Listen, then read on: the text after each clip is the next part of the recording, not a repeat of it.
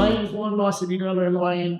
This is one of our Spokane Film Project events, educational events. It is what we likely call jumping to be or not to be an LLC.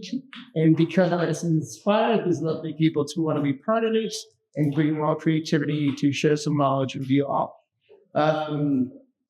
These programs are all free. We constantly offering them. Please let people know they go to our YouTube channel. You can see some panel discussions as well as other presentations that we've had done. And it's all just to further our communities in education, both artistically speaking, but also in surrounding the world today in business. Easter book there's a lot of little gifts for everybody. They're going to give out. Thanks for coming. Stickers. If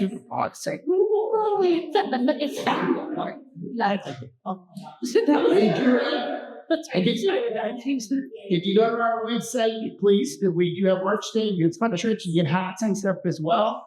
It'd be great if you got it and then you used to click for it when you're on the set. And then people can ask you about it. And we can explain to them what SOP is. If you don't know what SOP is, basically we are a nonprofit organization that is, our goal is to educate and advocate for the industry and our community and our reach.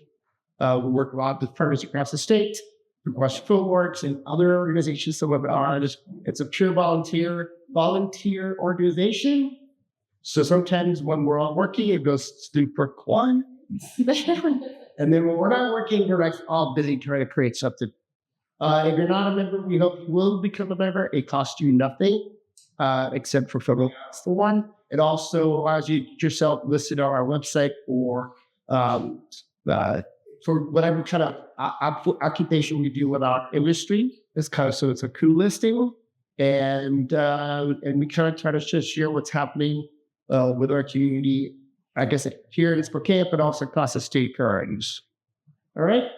Please stop. Oh, pass it over to these. Keep on. How long with that?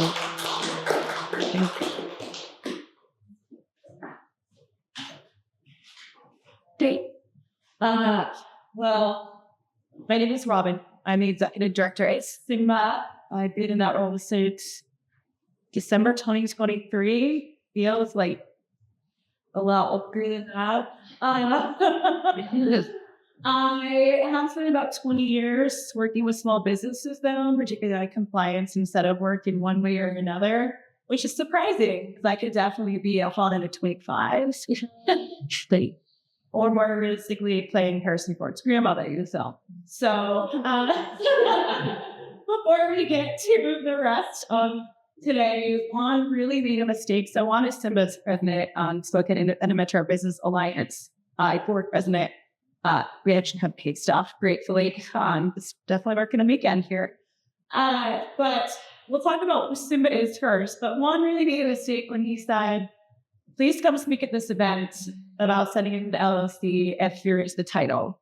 First of all, the image of Hamlet, the poor Yorkist from my staff, Alexis, who was not here. I don't want to say the image on the Millionaire's product is Rudy of the Thinker, but it is those two things not happening consecutively. So, not important. Maybe have some else to excite. But I don't like to make presentations, and you'll see that coming up. But I do have something to read to you because I have a master's in English Lit, which I've obviously been using successfully for 20-some years, or not at all. So I took the title and I made a change to the soliloquy to be about LLCs. So I will read this part and be wildly embarrassed and stop being impressed. Get in a backup song that you won't get that today. To be or not to be, that is the query of an LLC. It covers that seat. Whether it is nobler to incorporate and shield one's assets from the hands of fate, or to remain a sole proprietorship and bear the burdens of each partnership.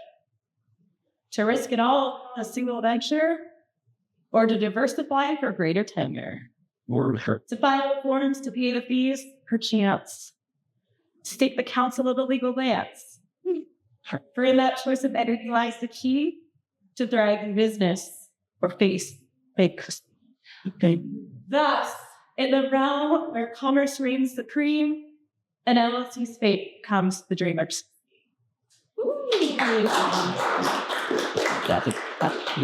Unlock something here.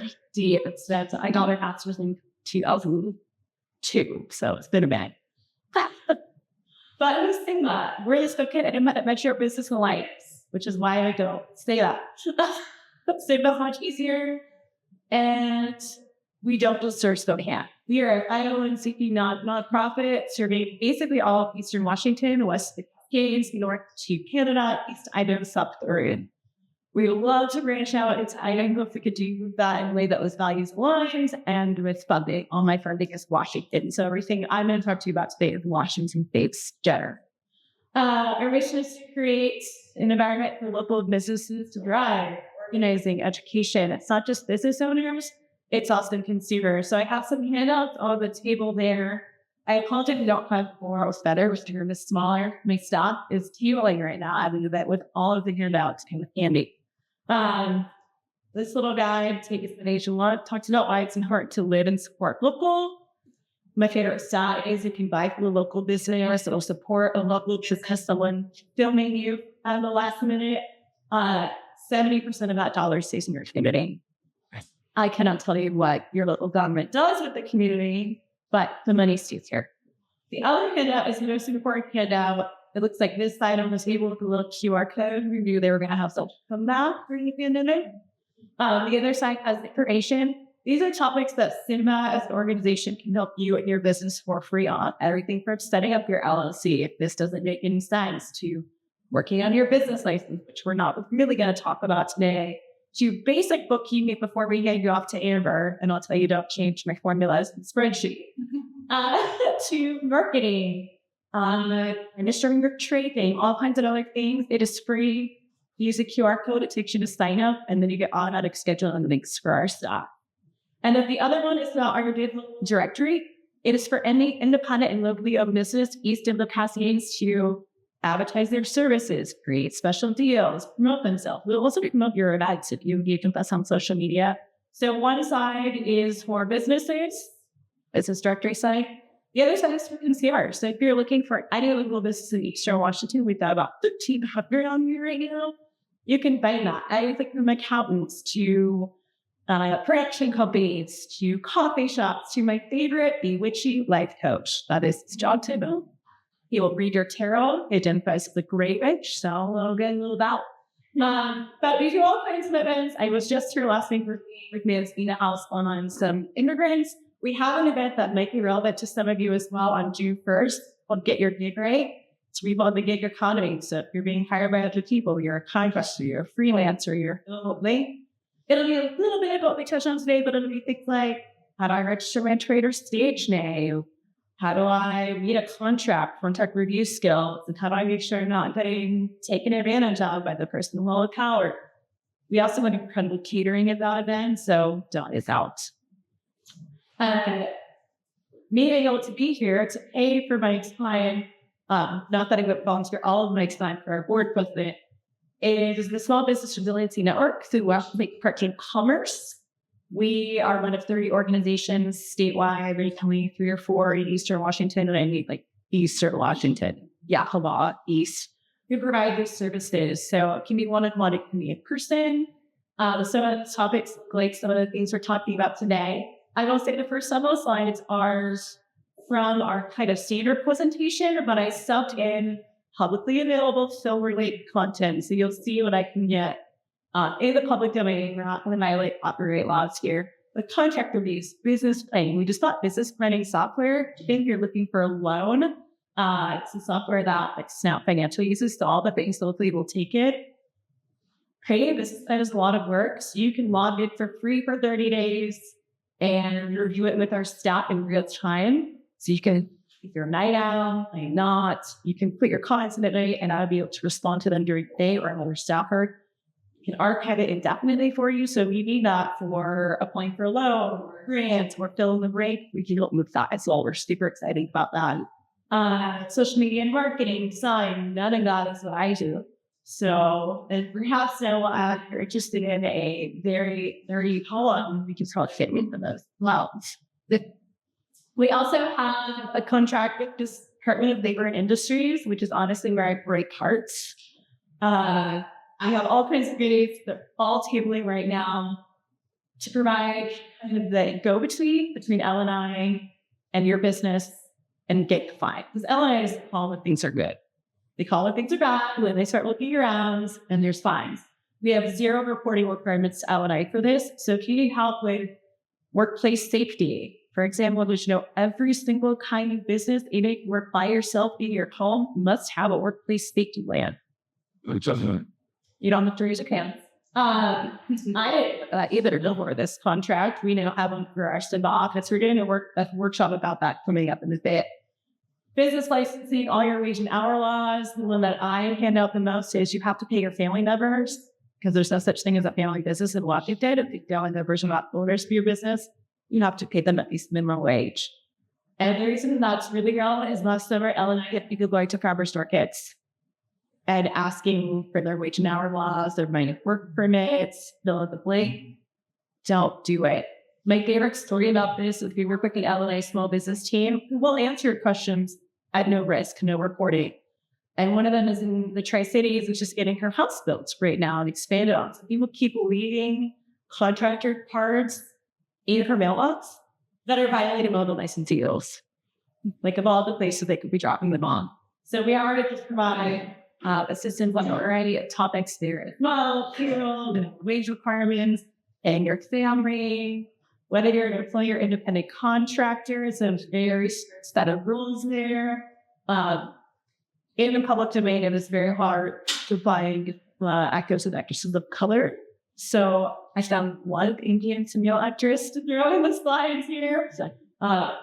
We don't have a budget to pay for copyright and materials of SIMBA. We are still a nonprofit. And then I mentioned this gig worker event that's coming up. We're going to kind of cover all of these different things and definitely sign up so I can make sure I have enough food if you plan on attending. It will also be available on Speak. So let's talk about LLCs. How many of you have an LLC right now? Is that okay? I wasn't a human being. What was that? I'm just a human being. So generally, people who are contractors, big workers, are on sole proprietors versus limited liability. They're both pretty easy. So sole proprietorship is just going out in the wild and doing business. Presumably get the business license. Trust me, if you're within the city of Spokane, Spokane County, or using anything other than your full legal name, you have to have a business license. There's no ifs, ands, or buts about it. And I will send you the Department of Licensing's wizard to show you why you need it. Yes, you may not get caught. If you do get caught, the fines are massive. And they don't really negotiate very well. So to that. But sole proprietorship is easy for structure to set up as it only requires a business license. There are a few kinds of industries and parts of the state of Washington where you won't have a business license, but it is rare. Like Colfax is one of the places. So if you want to set up shop in Colfax and look anywhere else, great, in this license. It provides the least protections for your personal assets. So if something happens, if somebody sues you, if there's a slip and fall, if you gave someone bad advice related to your industry, if the recording had if there were no film in the cameras, which we don't really do anymore, but if that's what was happening and you were filming something, you got sued, your personal assets are at play. Always. The other thing people continue trying into is that you can only have one business owner. It's a sole proprietorship, meaning one person owns the business and anyone else should be an employee. And as we just talked about, employees have to get paid. So I see a lot of husband and wife who are sole proprietorships, and if somebody's not getting paid, your bank account stay. It's in the word. I was going to put up a Latin definition, but I argued over the top today. It's not a very instruction for hiring employees. It gets kind of messy because potentially you don't take the steps to get an employee identification number, which is EIN, something called a TIN or a tax ID number. Your DIN, it's just security card, social security number on any of your like W-2s or 1099s. I don't want to do that. You will file an individual, not a business tax return, which is, nice. Amber's been playing all about that today. You will file and possibly pay B&M, occupancy taxes to the state of Washington, a sales tax. Usually every quarter, subjects monthly to paying your business amount of revenue, bond with those taxes. You do need to renew your business license every year, almost always. There are literally 5 cities in the state of Washington, cities, not counties. We should have pulled the number of how many cities there are. I know there are 39 counties where you don't need to renew every year, but Colfax also one of them. So seriously, maybe someone needs to make Colfax and the capital state of Washington. LLC by contrast, also pretty easy to set up. It's a little more than just name it a business license.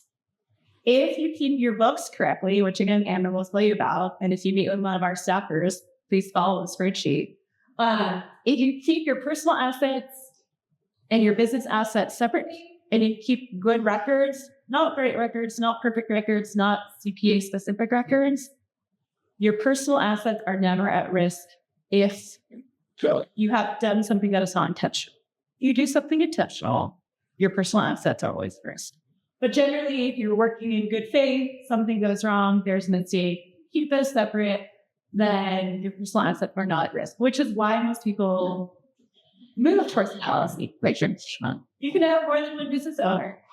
You can be owned by another LLC. You care about building companies and structures, so maybe you do directing and producing, and you also are writing. Maybe you want those separately for whatever reason. You funnel them all into a holding, called A1, lots of enterprises. You have to have an employee identification number or tax ID number from the IRS. There's a slide coming up about this. If you're getting the EIN, TIN, fill the blank IN. Do not Google the TIN EIN from the IRS because the first 5 that come up are people that will pay for it. It takes 10 minutes, so it's free. Or there are scammers who want your social security number. So only go to the website that's on here, and I'm happy to share the slides with either of you that have live links to use for anyone.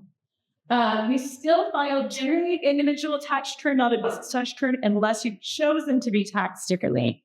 As an LLC, you can choose to be taxed as a corporation or partnership or fill in the blank. Amber is going to talk to you about that more, but if it's just you owning it, you can still potentially file a individual tax return. You file with a Schedule C, and sure does this expenses. So very straightforward. You need to renew your business license and your LLC every year. Failure to renew that LLC gets rid of all your protections. You don't just do it once. You've made your operating agreement. Sarah's going to talk to you about that, but I'm going to show you one. And Sarah's also going to talk to you about this new thing. We've been calling them BOI, beneficial ownership interest. I always thought first there. So let's say you want to start your LLC. A lot of old actors are available free in the public domain. So copyright may have expired. So that's why I got Joey Stewart in here. I will confess, and you're welcome to all leave. I cannot stand this wonderful life. Sorry about that. If you're going to start your LLC, a few things to consider. You choose business unit, type of business. By type of business, I mean nature of your business. What are you doing? Are you writing scripts? Are you doing film? Are you an actor? Are you doing lighting? Fill in the blank. The title of your LLC must include in the name LLC with periods or limited liability company. If you do not, you have to use that name in the wild. The people who use LLC at the end of their name or PLLC are usually accountants or lawyers and folks. I'm always a little surprised when I go to a retail store and it's like coffee shop LLC, and I'm like, you don't have to use that name. But it used to be your formal name of the Secretary of State. You're going to fund your LLC to the Washington State Secretary of State. You're going to obtain an EIN from the IRS. There were some copying mistakes there of mine, so before I send the slides over, I'll fix that. You'll apply for a business license with the Washington State Department of Revenue, because of course, none of these things are all in one place. And part of us similarly tries to use help you with the business of running your business, because there's all kinds of nonsense and not good directions. Helping your business bank account right over here, and you'll complete your BOI fund within 90 days if you start your LLC in 2024.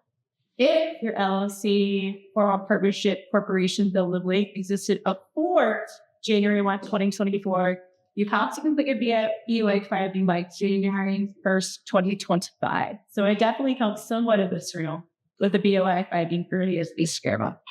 My favorite is nice. An email out to everyone on their listserv about BOI findings in the start of the year, letting people know they're coming. And someone emailed me back and said, how dare SIMBA ask for my full ID and my personal information right now? I'm not asking that.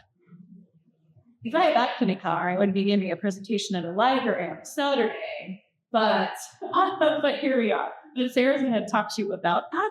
But know that there are timelines if you're starting an LLC. Sure. Yeah. Do you really need a business license? Yes. Yes. And again, yes. These are ors, not ands. If any of these apply plus some other ones, the answer is yes. Then usually, yes. This is within the state of Washington. Different states, different rules. That's in Washington. You're requiring your business address, which might be your home address for a lot of people who work by themselves, is in the city or the county. So if you're in literally or city or county, going back to what the county, if you're in Coleman, yes, if you're in Coleman, no. Or you're using anything other than your full legal name. So I know the gay or guy, a burlesque dancer who goes by the name of Miss Masterpiece going to attend. And you probably know her. If her name was actually Nasty Kate, then yeah, she would need this license. But because she's collecting income and advertising your services in any other way, that's without a business license. And when I say full legal name, I mean first name, middle initials, last name. It's time to hire employees in the next 90 days. You'll need a business license for that, whether you're a sole proprietor or an LLC. And if you have employees right now and do not have a business license, please go home and apply for a business license today. You sell a product or service that requires you to collect sales tax. Some of what you would do in this room would qualify that. And after working on someone else's film, probably no. But if you're recording video, if you're creating materials, if you are selling merch, yes. Or you make $12,000 more in gross income during the year. Gross, might have it up without your deduction included. So in a year, any pounds. There's a few other less common reasons, but I'm guessing most of you fit here. It's this. And like I said, I'm not talking about business licensing today. We have some great materials about that, though.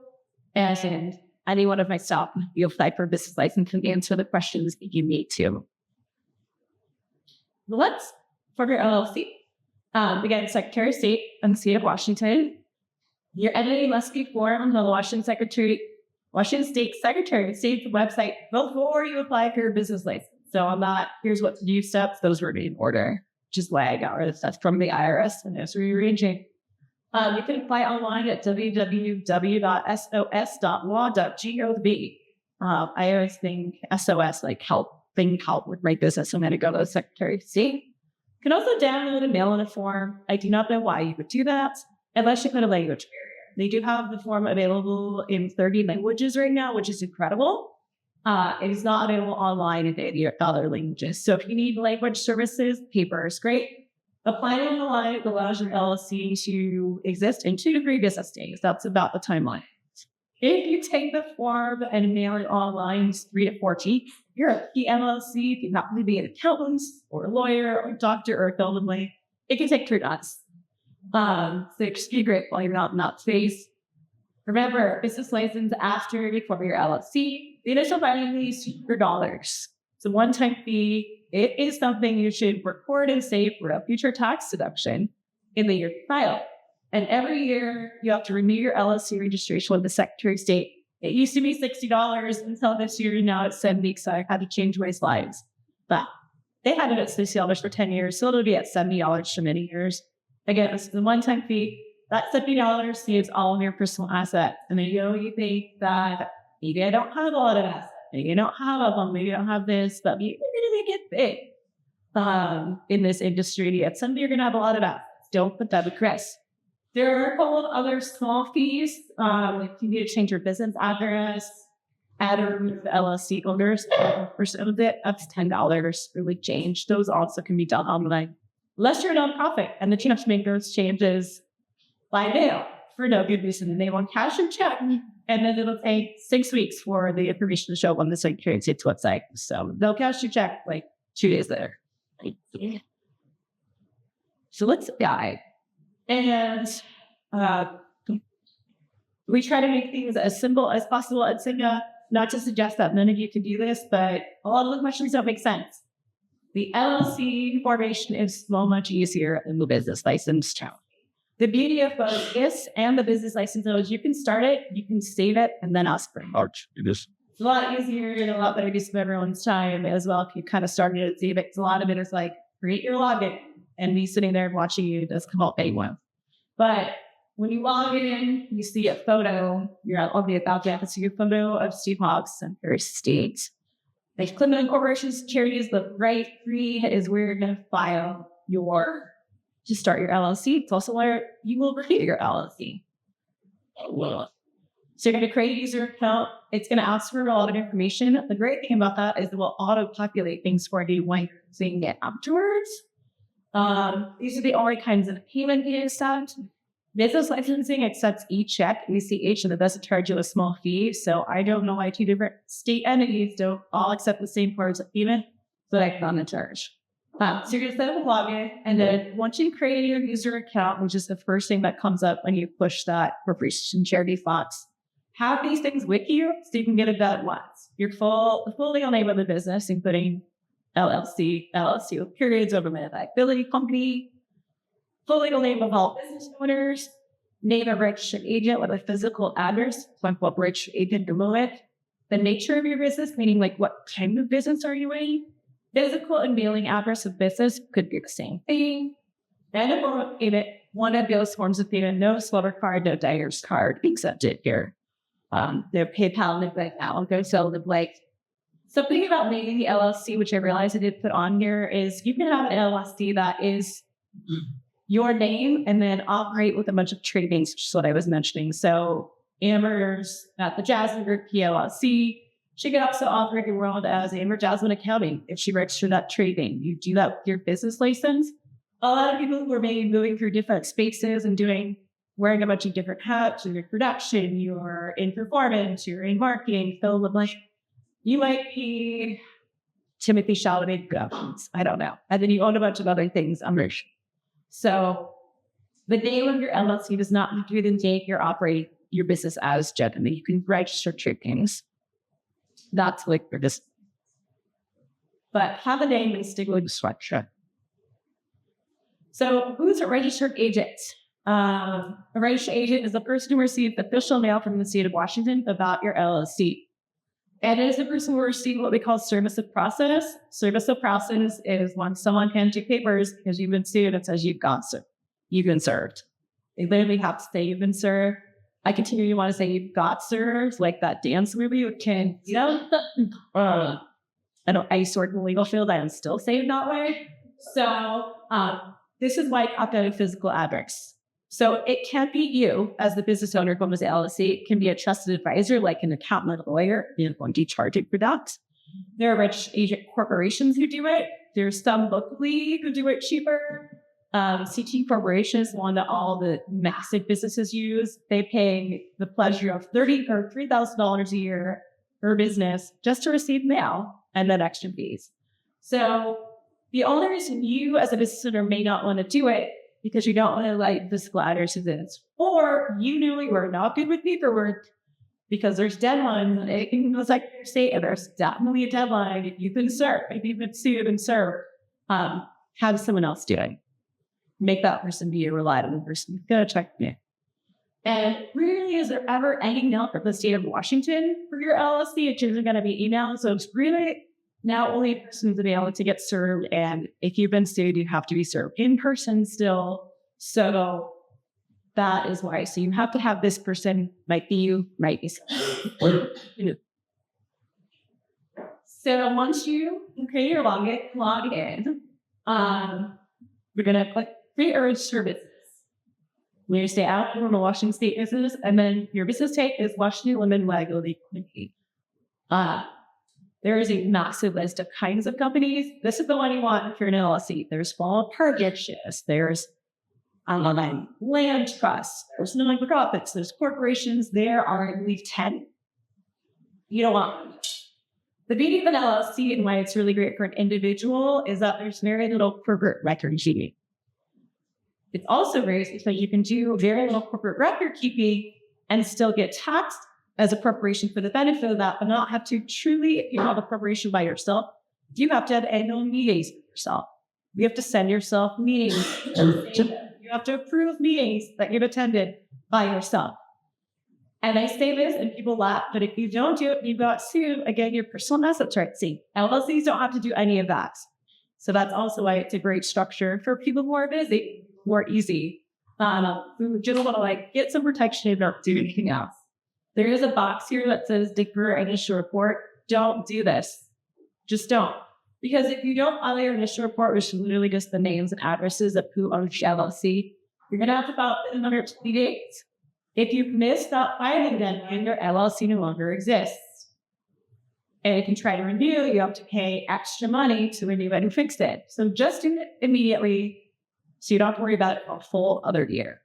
Unless you have some reason, like you've got another owner coming in, then maybe just do it and don't do it anyway and then pay the $10. It just creates a chance that you're going to miss a deadline and get rid of your assets.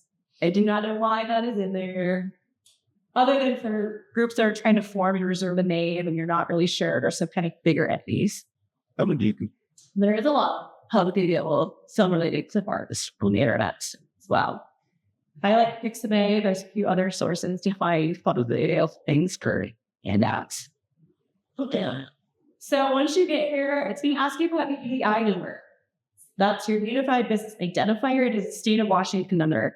There are so many acronyms that sound the same. You don't just memorize them. But just say I'm about for the state of Washington. The answer is probably no. You might have one if you're a sole proprietor with a business license. Totally it says if you're a sole proprietor with a business license, we don't want that UBI because we're creating a new bank. So odds are good. It'd be so rare that you don't already have one unless you've reserved the name in advance. The answer is probably going to be no. So do you have a name reserved? Again, you may have reserved, you can pay to reserve a name and it sits for 90 days. If you really want a name, that's important. But if you don't, you're still going to have to check your name for review. So it's the Fake Shakes Poetry LLC. It's my new company. And I did print all the way down that shows you everywhere it fits. I was pretty excited about Safe and Bake LLC and Bake and Bake Boutique Art Hair. These are all real businesses that have existed at some time. But because it's in bold, but you can't really see it because available, like Fake Shakes is available. We're slow.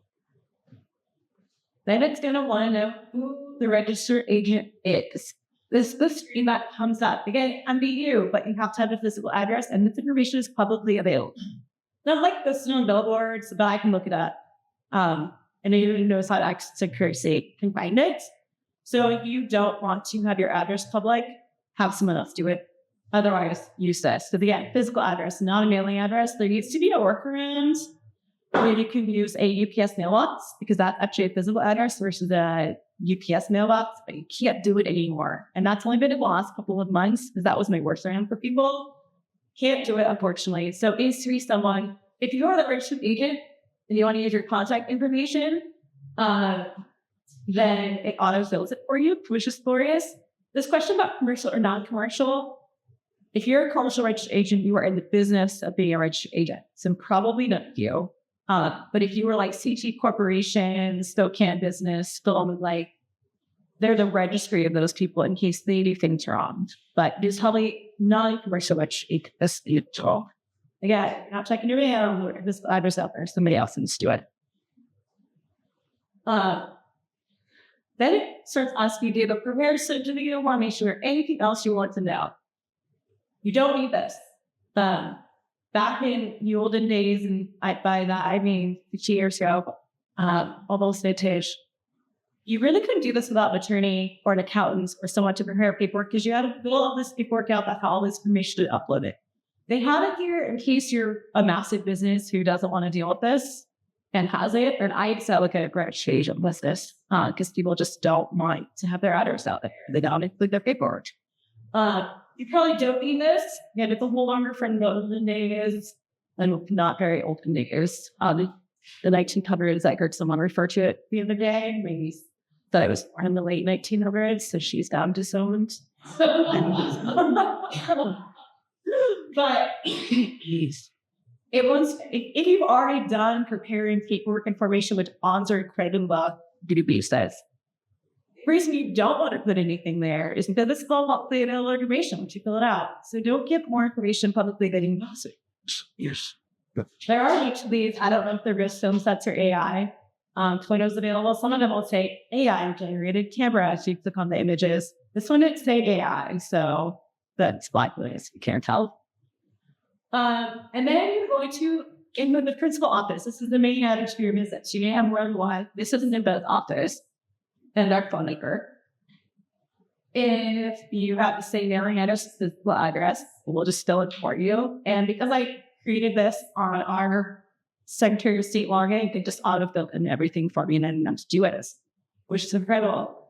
Then ask you about duration. If you do not have a reason to have a short duration or a specific duration or the business to end, just stay professional because it's easy to dissolve it.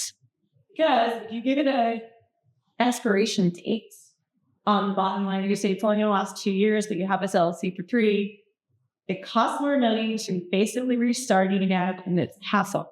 And your personal protections go away, which is the only thing you will take away from today. Sometimes that might be like, let's say you formed an LLC for a film or a commercial or a film late project, and you have 6 months on this. You're only going to do 6 months and nothing else ever. You might want to do it for a short period of time, but you can always just ask to dissolve it, and it's free to dissolve it. So no reason to. It's a hassle otherwise to target costs. It's also going to tell you who the executor is. It's not executor. It's executor. We execute documents. The first step of it is the executor, like an estate. I thought that after a while was great because the executor is really so fancy way of saying person forming the business. He's the executor.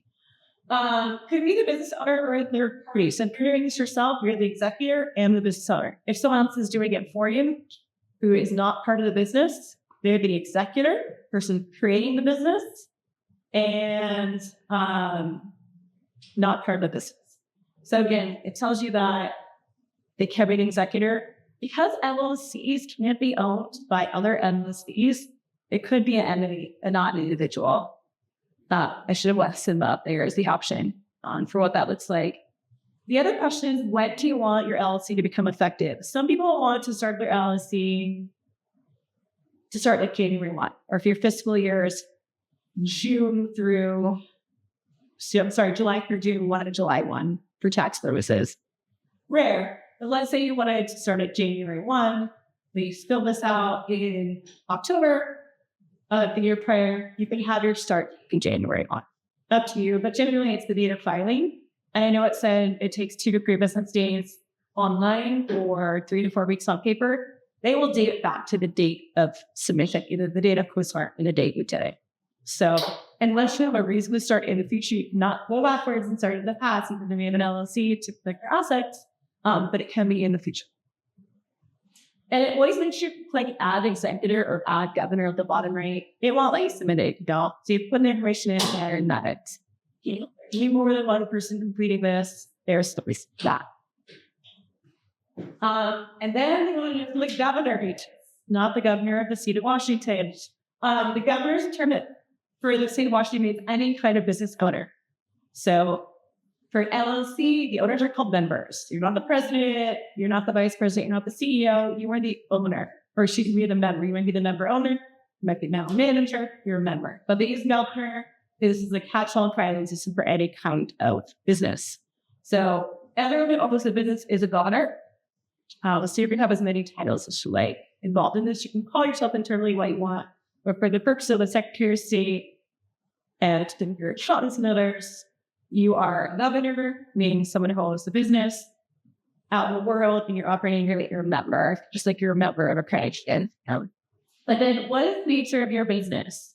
So I want to pull this up to things that might be relevant For a lot of you, it's going to be entertainment, arts, recreations, the box you're going to check. For people who may have like a holding company, or maybe you're testing a bunch of different things, you don't more than have to keep changing your LLC and make new LLCs, you can choose any lawful purpose. Because truly any lawful purpose. So today can be a witchy life coach, and tomorrow you can be writing scripts. And then you don't have to change your structure here. If you went from entertainment to construction, you would have to go in and change the structure of your LLC or set up a big one. So, lawful purpose is not a bad one. If you are dabbling, you're not sure what you're going to do, doing many things. But for a lot of you, it's going to be entertainment, arts, and recreation. For some of you, it might be the set design, the construction. There's some other ones that might apply. These are very broad categories. So business license categories are very narrow. And then behind that little drop down, it says any other comments. Again, we don't give them any extra comments because we're not putting any other additional information out in the wild. You can add comments if you really want, but they're public, and I don't see why you would narrow it. Again, sometimes that's for very structured, larger businesses. And then return address for the filing, jump over, your photos available all over the place. Once up here, documents upload. Just like Joe said, no wire hangers, no additional documents. Yes. Don't give them anything else. You don't need to.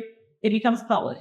If you accidentally upload your operating agreement, which we'll talk about in a minute, they will not publish it. But that assumes the person working for the Secretary of State who is overworked and underpaid Gotcha. knows that your operating agreement doesn't accidentally publish it with your materials, because everything is available for every business that ever existed in Washington that you should go back forever. So don't give them anything else. And then the email, I'll check for the email. Make sure it's email address that you have access to that you're using for this. And what you're going to remember, we have a business owner who's not in entertainment reached out to me and said, I'm struggling because I cannot get access to the email address for my own website. This is solely on business. They provide technical assistance, but not that kind of technical assistance. So I refer you to someone who can help, but definitely have an email address where you'll get notifications from the Secretary of State. They are very formal. Sometimes they go to spam if your filter too high, because it's .gov. But they only come out once a year. Usually about 3 months before your LLC renewal is due, it's time to receive it. Sure. You have to let them know you're authorized to proceed. Like I said, someone else might be filling it out for you. I'm authorized to do this. And at the very end, if you push the button and you've missed a field, it'll tell you you did it wrong. You can save it, and then it's going to take your money. $200 first time, plus a small credit card, right? So I think it's $206 right now. So we're at that neighborhood. You're going to open an LLC, or you want a tax ID number as a sole proprietor. Either one, again, don't Google obtain EIN from the IRS or obtain tax ID number, because they're scammers.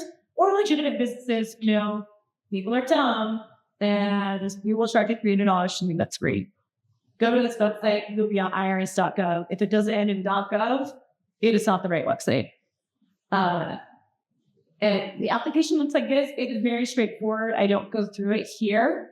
You need to get this before your business license. If you're an LLC, so LLC first, tax ID second, then business license, because it's on your business license application. The funny thing about this website is it's not a chatbot. You don't work with a person. It is just a phone blank. It is only available Monday through Friday, 8 a.m. to 7 p.m. Central Standard Time. In my old life, when I was helping people set up businesses who didn't want to do it and had money to spend to do it, I would think, it's 7 o'clock, Pacific time, I'll log in, and then the website would be down because it was past 7 o'clock Central Time. But I have been accused of only doing West Coast, Pacific, and East Coast time, and it'll get confusing. So I definitely screwed this up. I do not know why that is. There are two options for this when you get your tax ID number, either immediately as a PDF, and a PDF come on your screen, save it, download it, save it. The other way is mail, takes about 3 weeks. Either way, there is no place to go to just look up your tax ID number if you forgot it. So save it. Save multiple copies, print copies, whatever you need to do to save it. The two ways to retrieve it if you have lost it, because I didn't do that one. I have learned, so no one else has to go through it, to call the IRS, which can take between 15 minutes and 3 hours. Their whole piece has gotten a little better of late. And they're really funny. I really actually want out joy talking to the people at the EIN office. I cannot say the same about other IRS offices. Or by mail. I mean, you write them a letter. There's not a form. You write them a letter. You put it in the mail. You hope that it arrives. You could send it with trackings to make sure it right. You have to send it to the right location for where your business is. Usually you talk for us, but sometimes not. And then you have to wait for them to receive it, process it, open it, and get it back. Here's how far back the IRS is. Amber does this story. I recently got a check from the IRS saying I overpaid them in 2020 by $1.65. So they sent me a check for $1.73 because they gave me a tiny little bit of interest. And that was like 2 months ago. So don't lose it. Don't lose it. Don't lose it. If you are going to complete this, you will need the social security address of one person in your LLC. If it's just you, that's great. If it's someone else, most people just choose the person who's the tax member, the person in the IRS, and reach out if there's probably your A. And then some addresses. It's a really actually straightforward one. And finally, what about an operating unit? There are so many generic documents of people signing contracts available. Every single one of them with a white.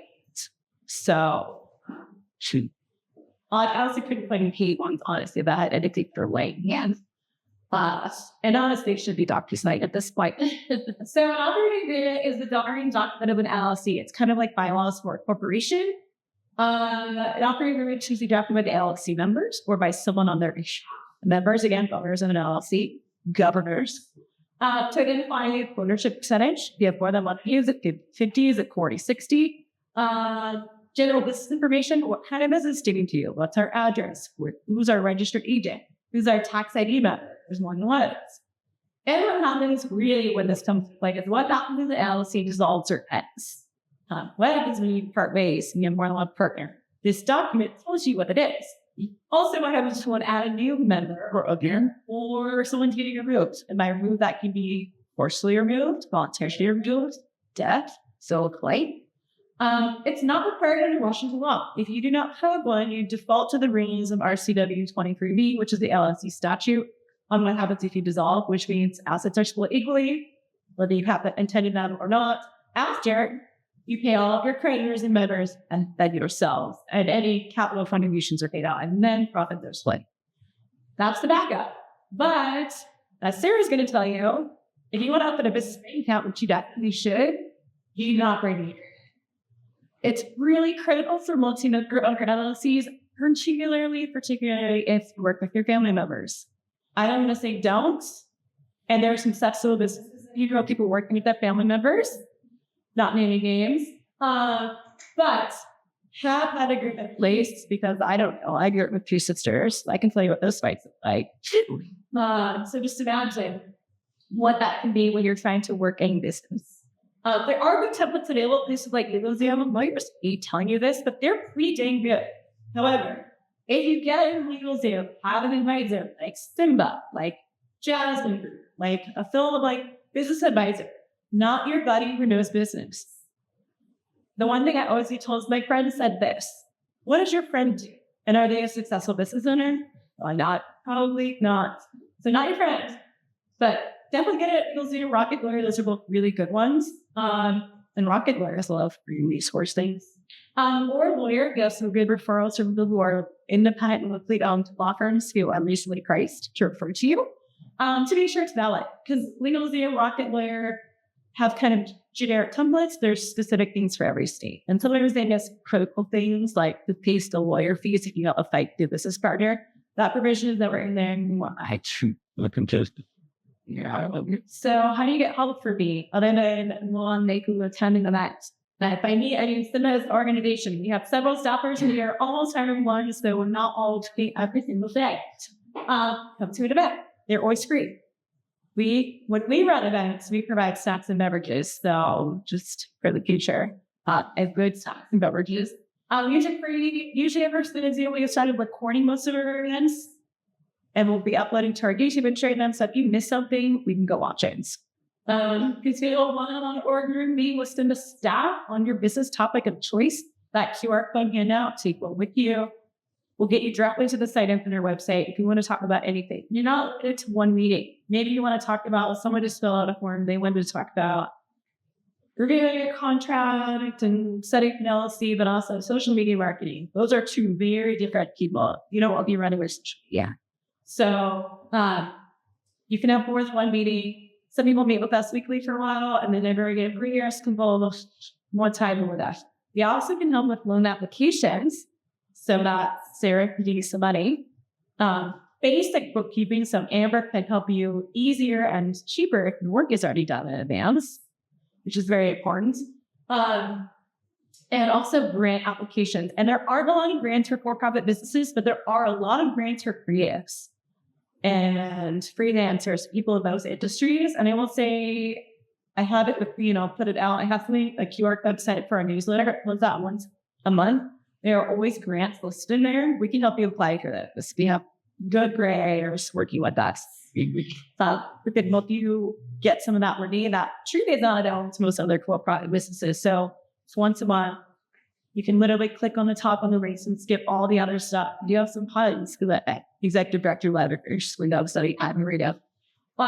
We have a really person SIMBA in line, and so it's gotten a lot. They just want to take part from the website or from that form, and then someone's going to reach out to you. It's super easy. If you have an existing business, you can also site for Live Local for free. You can list your location, your services. If you're someone like who looks at the farmer's market, you can say, here's the market I'm at, how to find me. You can list critical deals.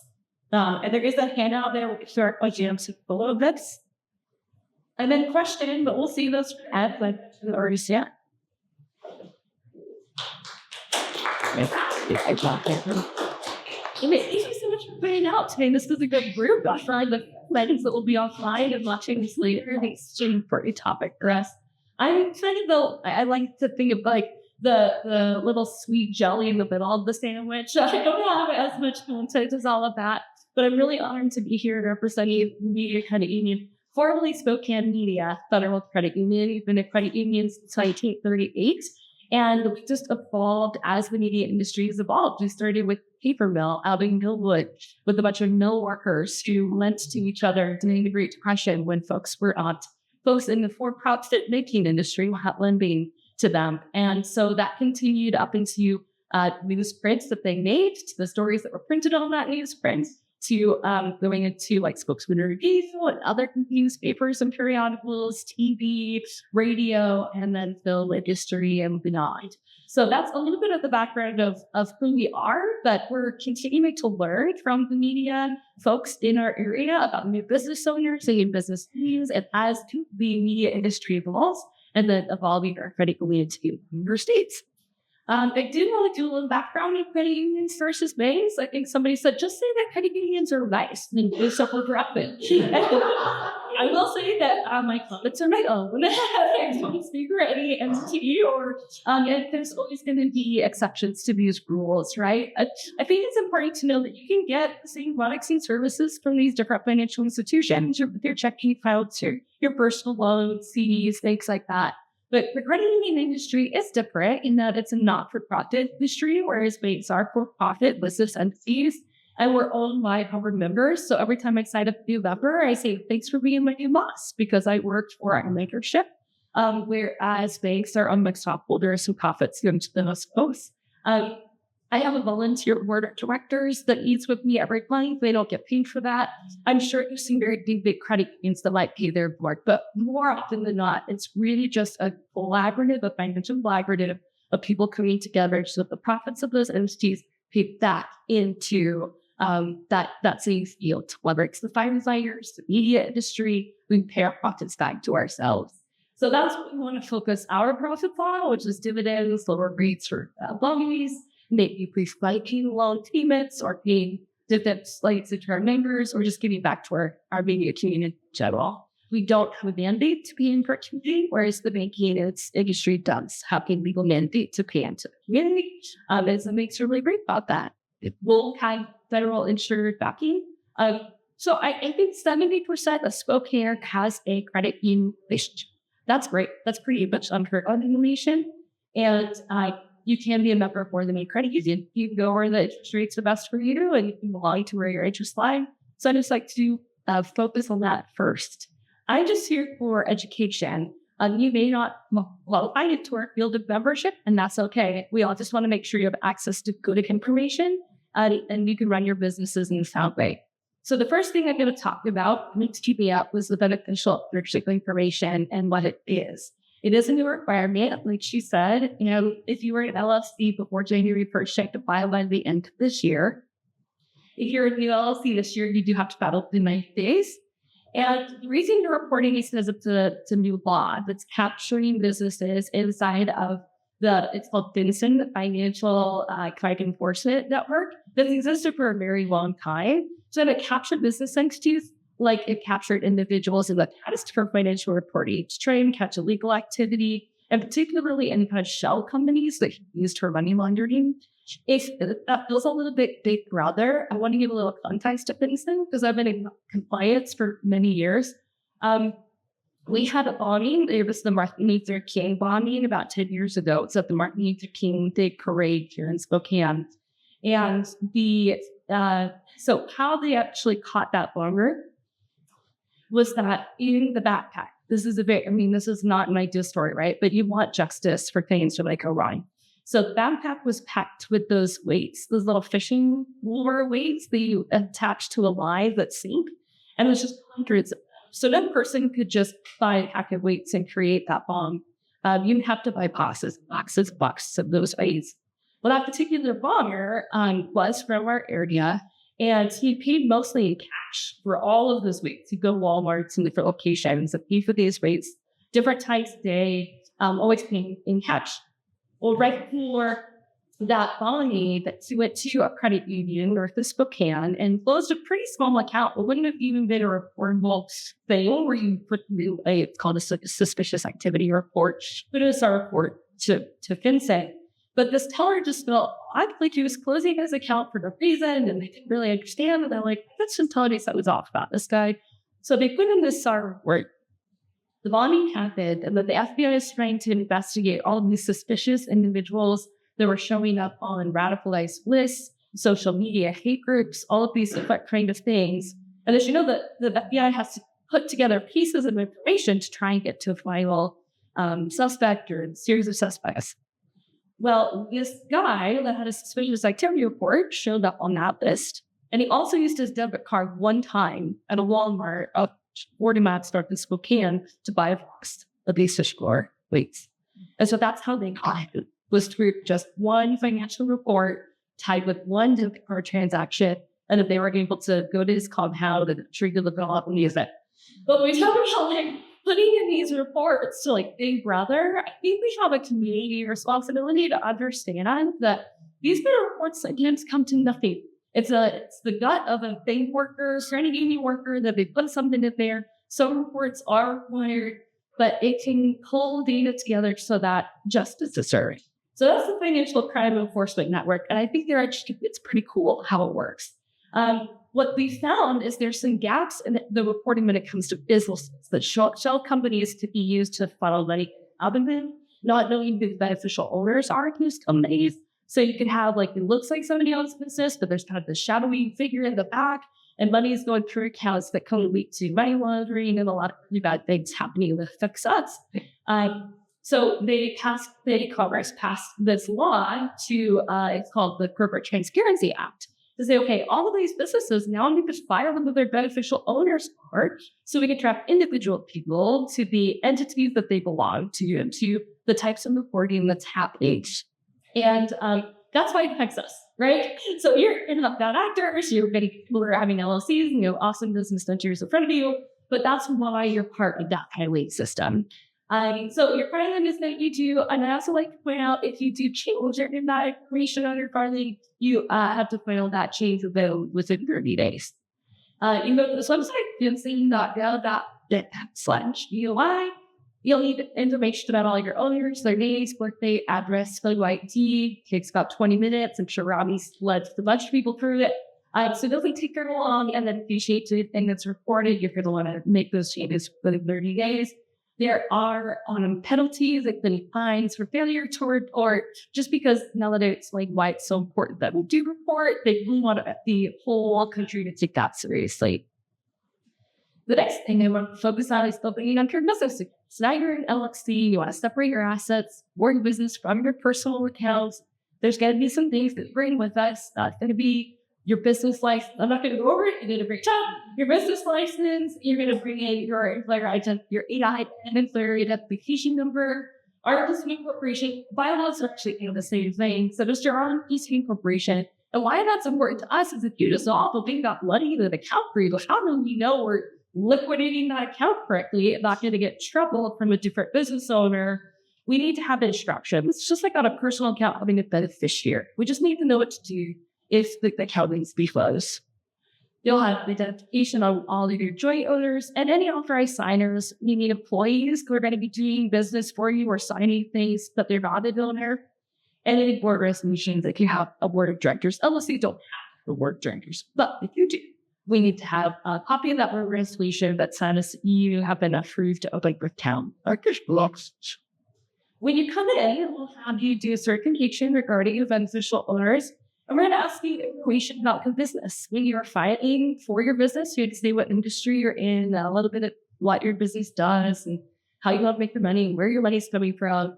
We're asking for that too, so that we understand as the deposits come in and out of your account, if the way that you said your business is supposed to operate matches those transactions, that would tell us if there is suspicious activity going in and out of the business account when the transactions don't match to the intended purpose of the business.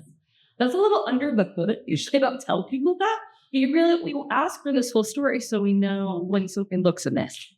Your alongside business account authorization card and business member identity cards that I use on everybody. And then a customer due diligence form. That's where we ask you a bunch of stuff. And this is if you're opening up a business account at maybe a credit union, but every financial institution is going to be different. I think the main thing is to not be afraid to ask.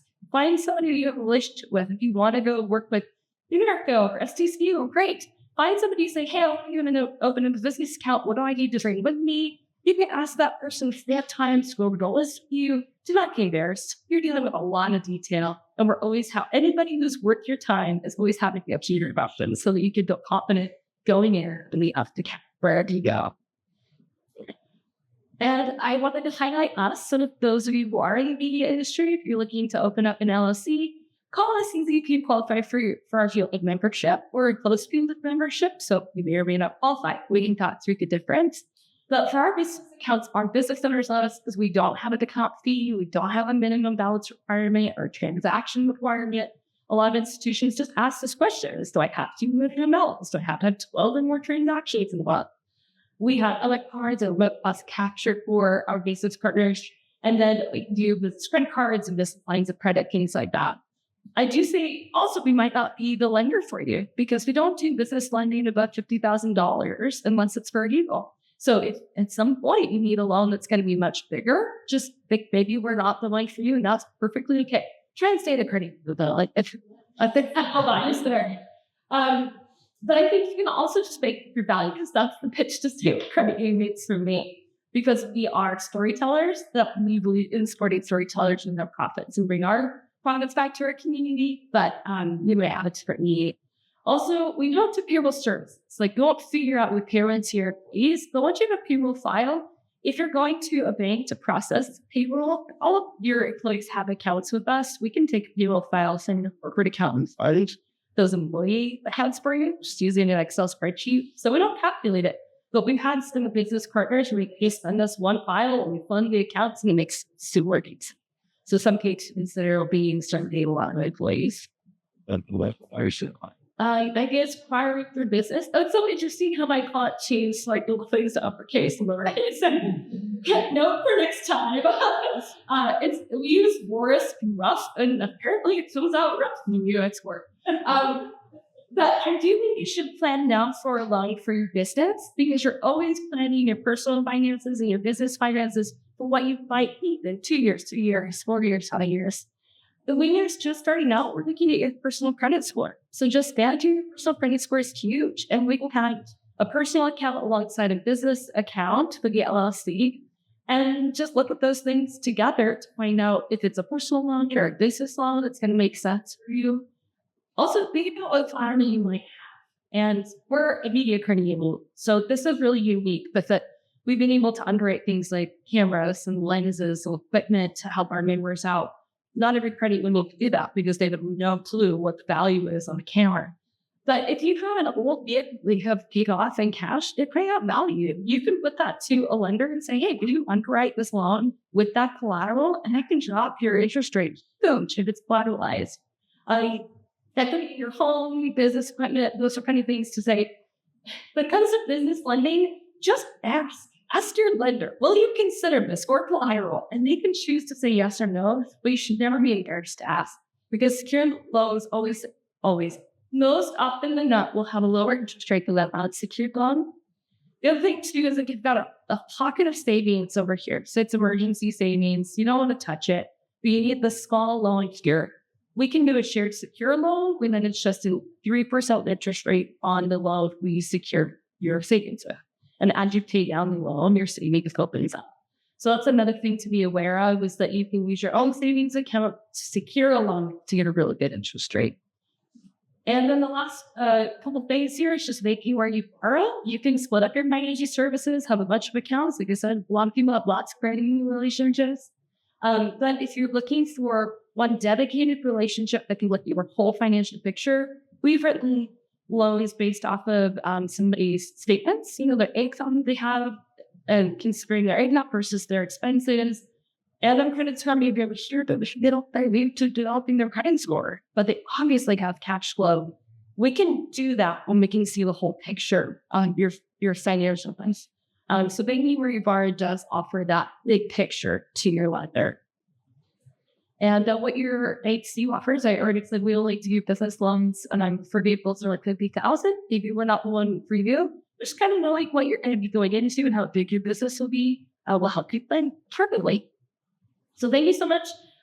Feel free to call us anytime. We are a spokesperson in Spokane in Spokane. So we literally pick up our phone when you call. There's 4 of us in the credit union. We're about a block away from Holy Family Hospital. Come in anytime. We'd love to see you and help more. Thank you so much.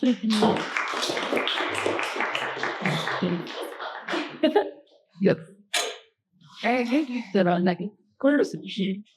So, we're going to be talking to you a little bit about our tax structure of LLCs, what you do, what you can, what you can be done, what you can't, and just kind of the tax lower, the finances, why it's so important to have your finances nicely, orderly, and record time. So it's a little bit about me, about my business. But there are about 7 of us. We all are in specialties.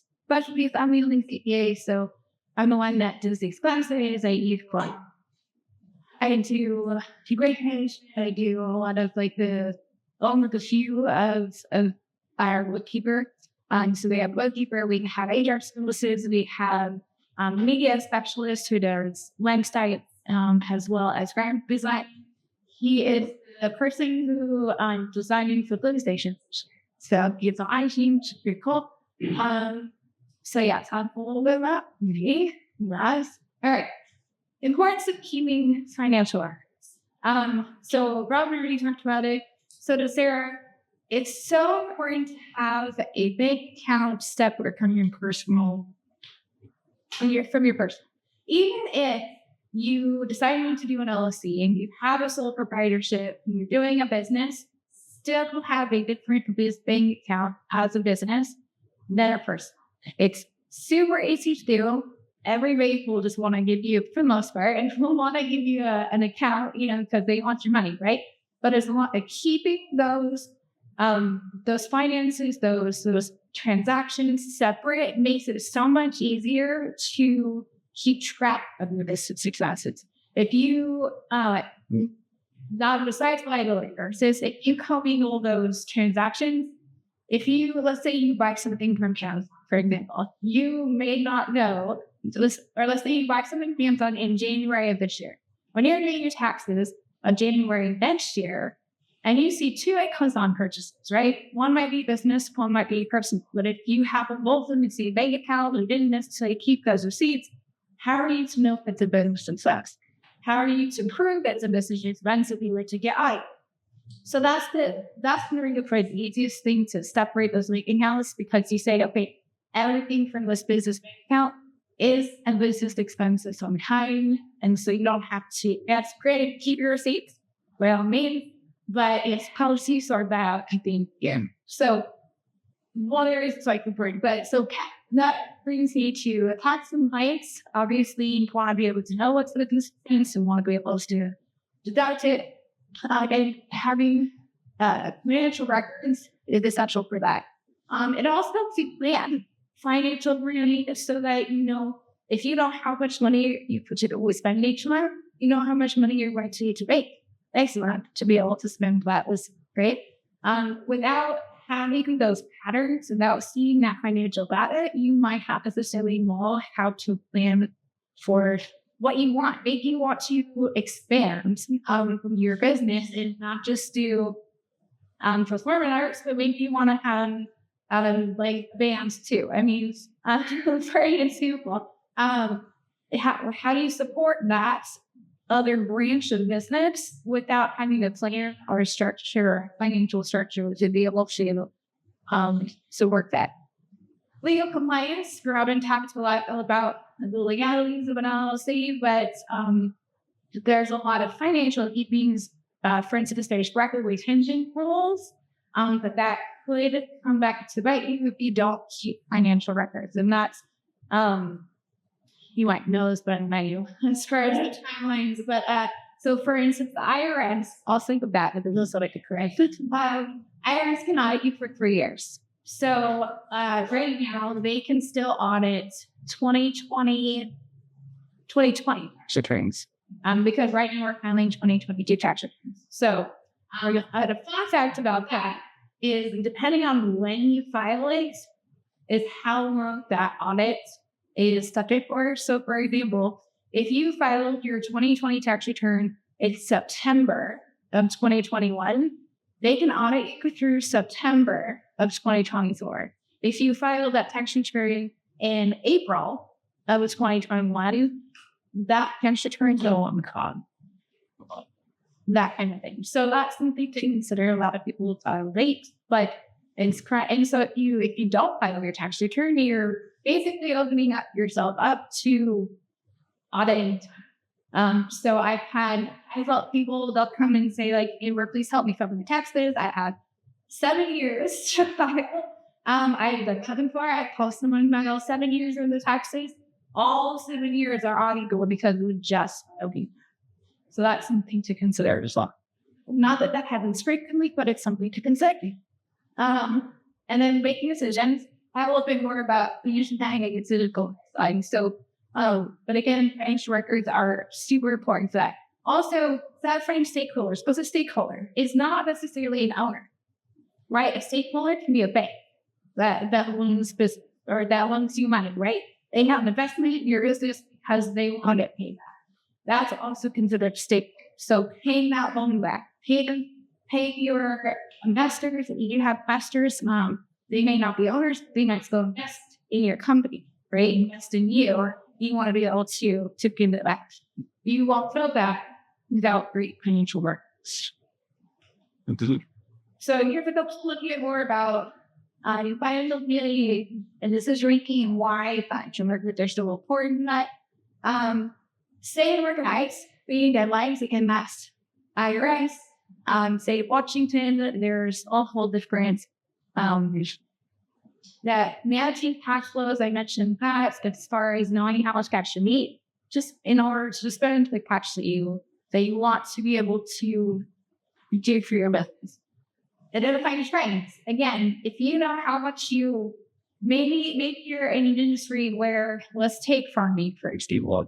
It's a very much you spend at certain times of the year, right? It's a very the trends are obvious. You buy seeds in the fall, you plant in the spring, you pay a bunch of employees to take care of it and harvest it in the summer and fall. And then your winter, you're getting ready, you're preparing, you might do some studies, but you know that based on the financial data that I've collected over the years or the industry. And so that's why the Dahmen trends to use it helps me your basis plan. Again, like I said, if you want to branch out, if you want to expand, or maybe you realize that you have expanded and that expansion is just not working. Having the financial information to know that that's where you're going to get money, so to regroup, make change strategies, you wouldn't know that without shooting. And then again, for business growth, whether you grow with left reduction rights or how you grow, how you get loan funding. So business loans that like series paying by people. In order to get a business loan, you have to prove that you can pay that loan back. You have to have a strategy for how using it, but also to be able to pay it back. So a lot of like SBA loans and small business administration loans, they require you to prove that you have like profitability, that you, so they'll ask you for budgets, they'll ask you for allocating what are you anticipating this money is going to do for your business to be able to pay it back to you. So that's business embrace. Here are a handful of cloud-based accounting softwares that they're great for. I recommend cloud-based accounting software if you're going to use one because you can access it for anywhere, any computer. And they all have subscriptions. There are some free, I believe, FreshBooks might be free. I can remember right. But they're all the free price range. QuickBooks has multiple versions. I put QuickBooks Entrepreneur Ultra separate because that is like if you have a sole proprietorship or you have a disparate MSP or public later, it's a little bit cheaper option. It's designed to kind of be as conversely on your personal tax return instead of having a tone tax.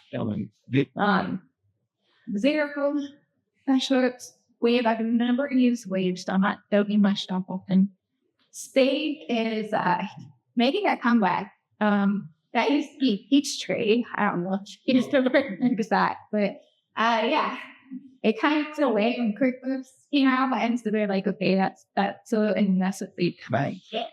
Accounting fact. And then Zelda is also a pretty good one I've used. I think most that just have the games 4 6 5 see that. All right. Can I run that? Yeah. You work professional around the need films. We use state. Okay,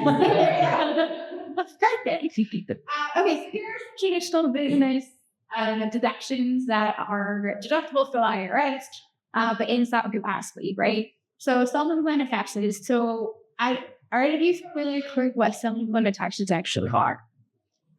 So what they are is the Social Security and Medicare tax that you pay on your self-employment. So because you don't have W-2 where the employer is taking out those taxes on behalf and also paying for you, you have to pay it on your self-employment income. So the reason why you get a deduction for half of your self-employment tax is because half of that self-employment tax is actually paid by the employer. So when an employer takes money out of the W-2 for Social Security and Medicare, they actually pay the same amount to the IRS on your behalf. So that's why the self-employment tax rate on your personal tax return is 15.3%, which is the 7.65% dollar. So because half of it is technically a business expense, you get to deduct it as the business expense. The part that you have to pay yourself is not a business expense. Home office. So this one is a little bit trickier because depending on how you want to do your seriality, that may or may not be allowed, actually. So I'm going to have a different time what's churches. But if you don't have a permanent office that you're renting, that you have elsewhere outside the county, you use a room exclusively for business purposes as your home base, as your office. It has, and I say that it has to be exclusively used. It can't be like your living room. That just It has to be its own designated space to be able to tax. So then what that does, it allows you to take a percentage of all of your home costs. So whether that's rent, your mortgage, your utilities, your taxes, your repairs, maybe you have to do repairs to your house. The percentage that, so if your office is 100 square feet and your total house, let's say, is 1,000 square feet, to make it easy, that's 10%. You get to take 10% of all of those costs that normally are not deductible out of the business. And business deductions reduce that self-employment tax. That's fine. So they consider advertising, marketing. That's pretty. So saying advertising, there are about change in YouTube. I mean, Facebook would not only to friends.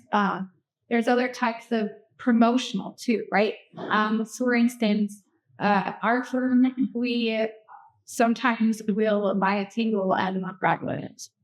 And we use that as a promotional tool to promote our services and what we do as a firm and with supports and clients. But we use it as everything, not just as like a true mission. So education and training, if you have to have education. So I can CPA, to mention, I have continuing education credits every single year. I can deduct those as expense because I would basically cut this J or what you have is retirement plans. There are so many different types of retirement plans that you can do. Some that are easier to get into, some that aren't. I can go over those.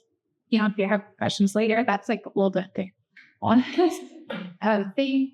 But if you are still owner, there are some rich, fantastic retirement plans that you can benefit from. You can put a decent amount of money into.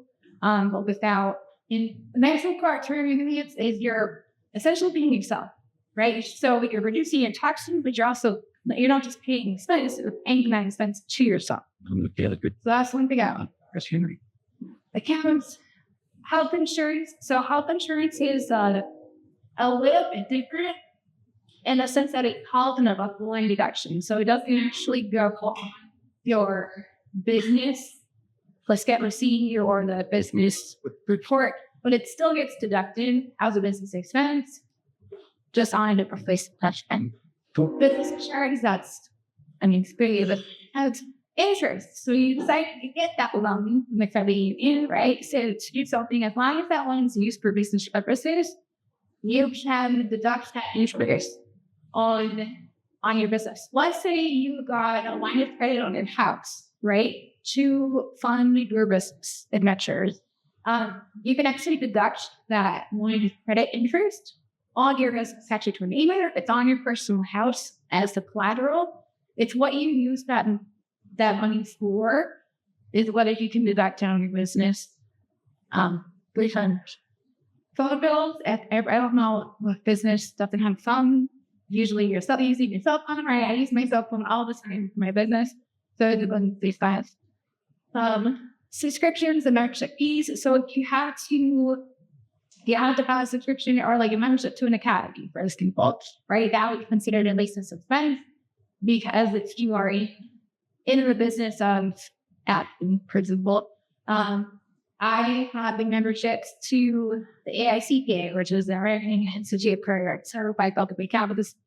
That's a business expense because I am hamsters, right? So as long as if I have my subscription to National Geographic, that's not a business expense. Maybe I want it, but it doesn't benefit my business unless I have a waiting room and I'm using it to sit on the desk for my clients to have their teammate while they're waiting for me. That can be easy. So it really is important to the why you're using it, whether it's in a sense or not. My internets and things. So I think vehicle, mileage, or other vehicle expenses. And this is something that people don't necessarily understand. It's an or. It's not inherent. So you can either take your actual costs of having a vehicle, insurance, gas, repairs, oil changes, etc. on the vehicle, or you can have a standard deduction for the mileage, but you can't do both. You can interchange them year to year as long as you took the standard deduction the first time that you, or the mileage deduction the first time that you put the vehicle in service. If you use actual costs the very first time that you had the vehicle in service, you have to use actual costs the way for that and do it down. You could have 3 different vehicles and you should go 3 different ways. So you could have one vehicle using mileage, you can have one vehicle using actual costs, and you can have the third one using mileage. But it's for the specific vehicles. And if you do that, caution about what you have, because then you have to have meticulous detail on what expenses were from each vehicle. If you're going to be going that, It could get constant. yeah. So again, caution about doing it, but it is subject to a specific vehicles, not necessarily gas bulb. Travel and meals expense. Travel, if it's for business, so if I'm going to a conference for a continuing education, that's travel.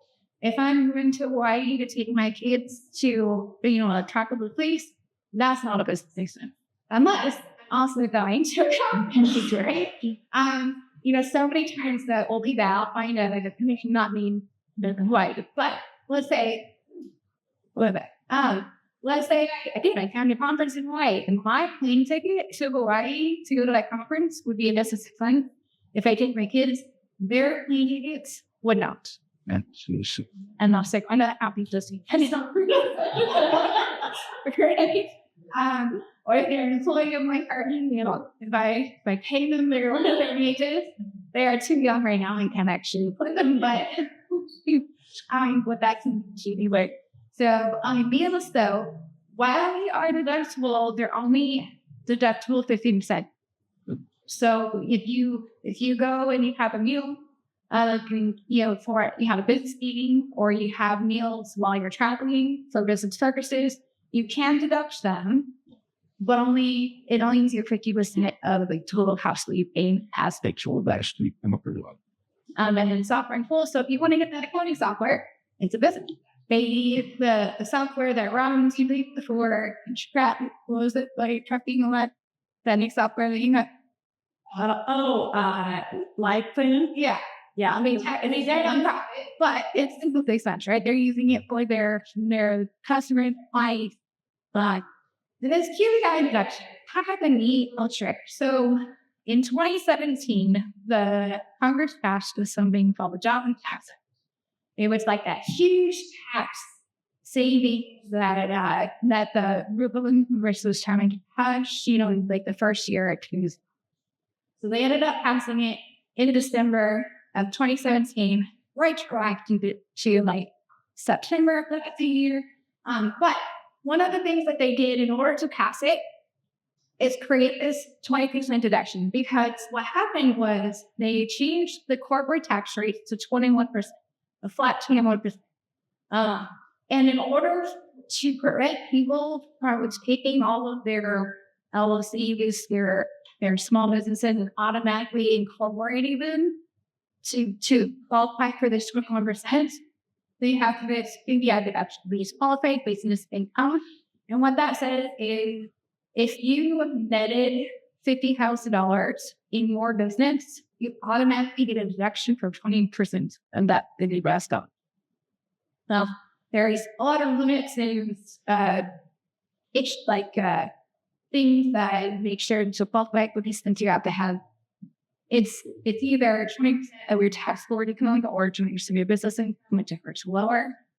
So like if you're sharing your deduction, things like that, sometimes your taxable It's fine. It's like, and there are also a lot of other rules to that, but it's kind of a nice little thing to think about in your income. So you think, I get that 20% deduction just right on the top. All right, so here's a few that like my products and TFQs. So like your studio workplace, you rent, let's say you rent a recording studio.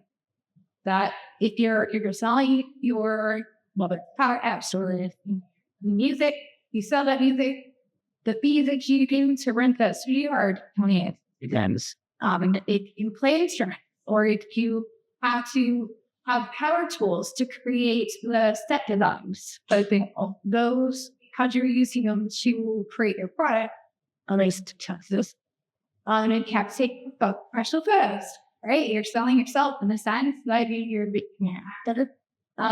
so in order to take those professional photos, that could try to do the website to advertise yourself. Also, and I think in professional life, general rule of thumb, I always recommend clients that I have spend an hour of time with a lawyer, spend an hour of time with a CPA or a activity at the beginning of your business to help set you up for it. If you have that confidence that you're doing it the right way from the beginning, it's that much easier to maintain, and it's that much easier to know that you're in compliance with the tax laws and the state laws, things like that. So it's, even though it costs, a decent amount of money to have a lawyer and an accountant, and especially when you're just starting out, you don't have that income yet, it really is worth it. So much cheaper than maybe spending thousands of dollars in fines because you were in something. Or let's say so if you're a W-2 employee, you pay for your own travel, but your employer reimburses you for that travel. That is no longer a deduction from you because it's a deduction for that. And once they add that travel to your W-2 and income to you, and now all of a sudden you get to actually get I have a question. I just really extend the question that now I can suddenly death when the buys that cats in the credit. And they expect to put that cats in the car, then in that car. And then they're asking for evictions from the environmental cause. When you get my tire, is that like a commuting fee and correct and these for you? Or it's sometimes just is it the authority to say a really choice my reservation and not about during Sudan? I'm just saying using that genuinely. I'm just saying that as a generalization. It's kind of like the same thing as energy you put on a show, which is tax for everybody. And then you oil that show. And that's the benefit of it. That's what I try to say. Yeah, we can't be a critic as you these things until like the year. It's the behavior it makes because someone else had thought. I was still interested about that.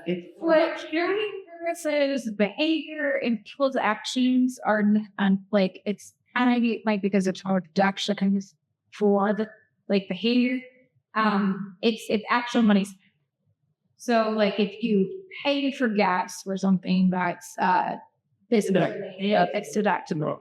It is. A lot of it's for a business purpose and you have a legitimate reason to be spending it. Or the general of thumb is, would I purchase this if I didn't have a business? Or would I be using this if I didn't have a business? And if the answer is no, then it's definitely a business.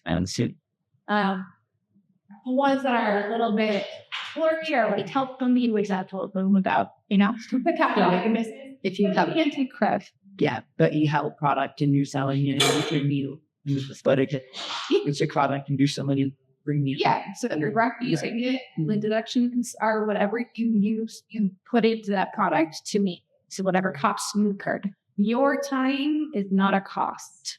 Well, cost. Unless you pay yourself W-2 wages for some minimum wage. You're excited. I get it. I'm excited to be never so W-2 and I'm not sure it was so we're probably really outdated. Fine. Yeah. Fine. Yeah. So life insurance for if business is the beneficiary of their life insurance premium, it's non-deductible. I'm a check our business with all the target life insurance experience on non-deductible. Then all they actually are is if the premium is less than $50,000, $50,000, if you go buy them for all your employees, and the beneficiary for those premiums are their own shares, right? Or kids or spouse, so they're not the business. That's the only time the life insurance can be told. So for the most part, life insurance is contact them.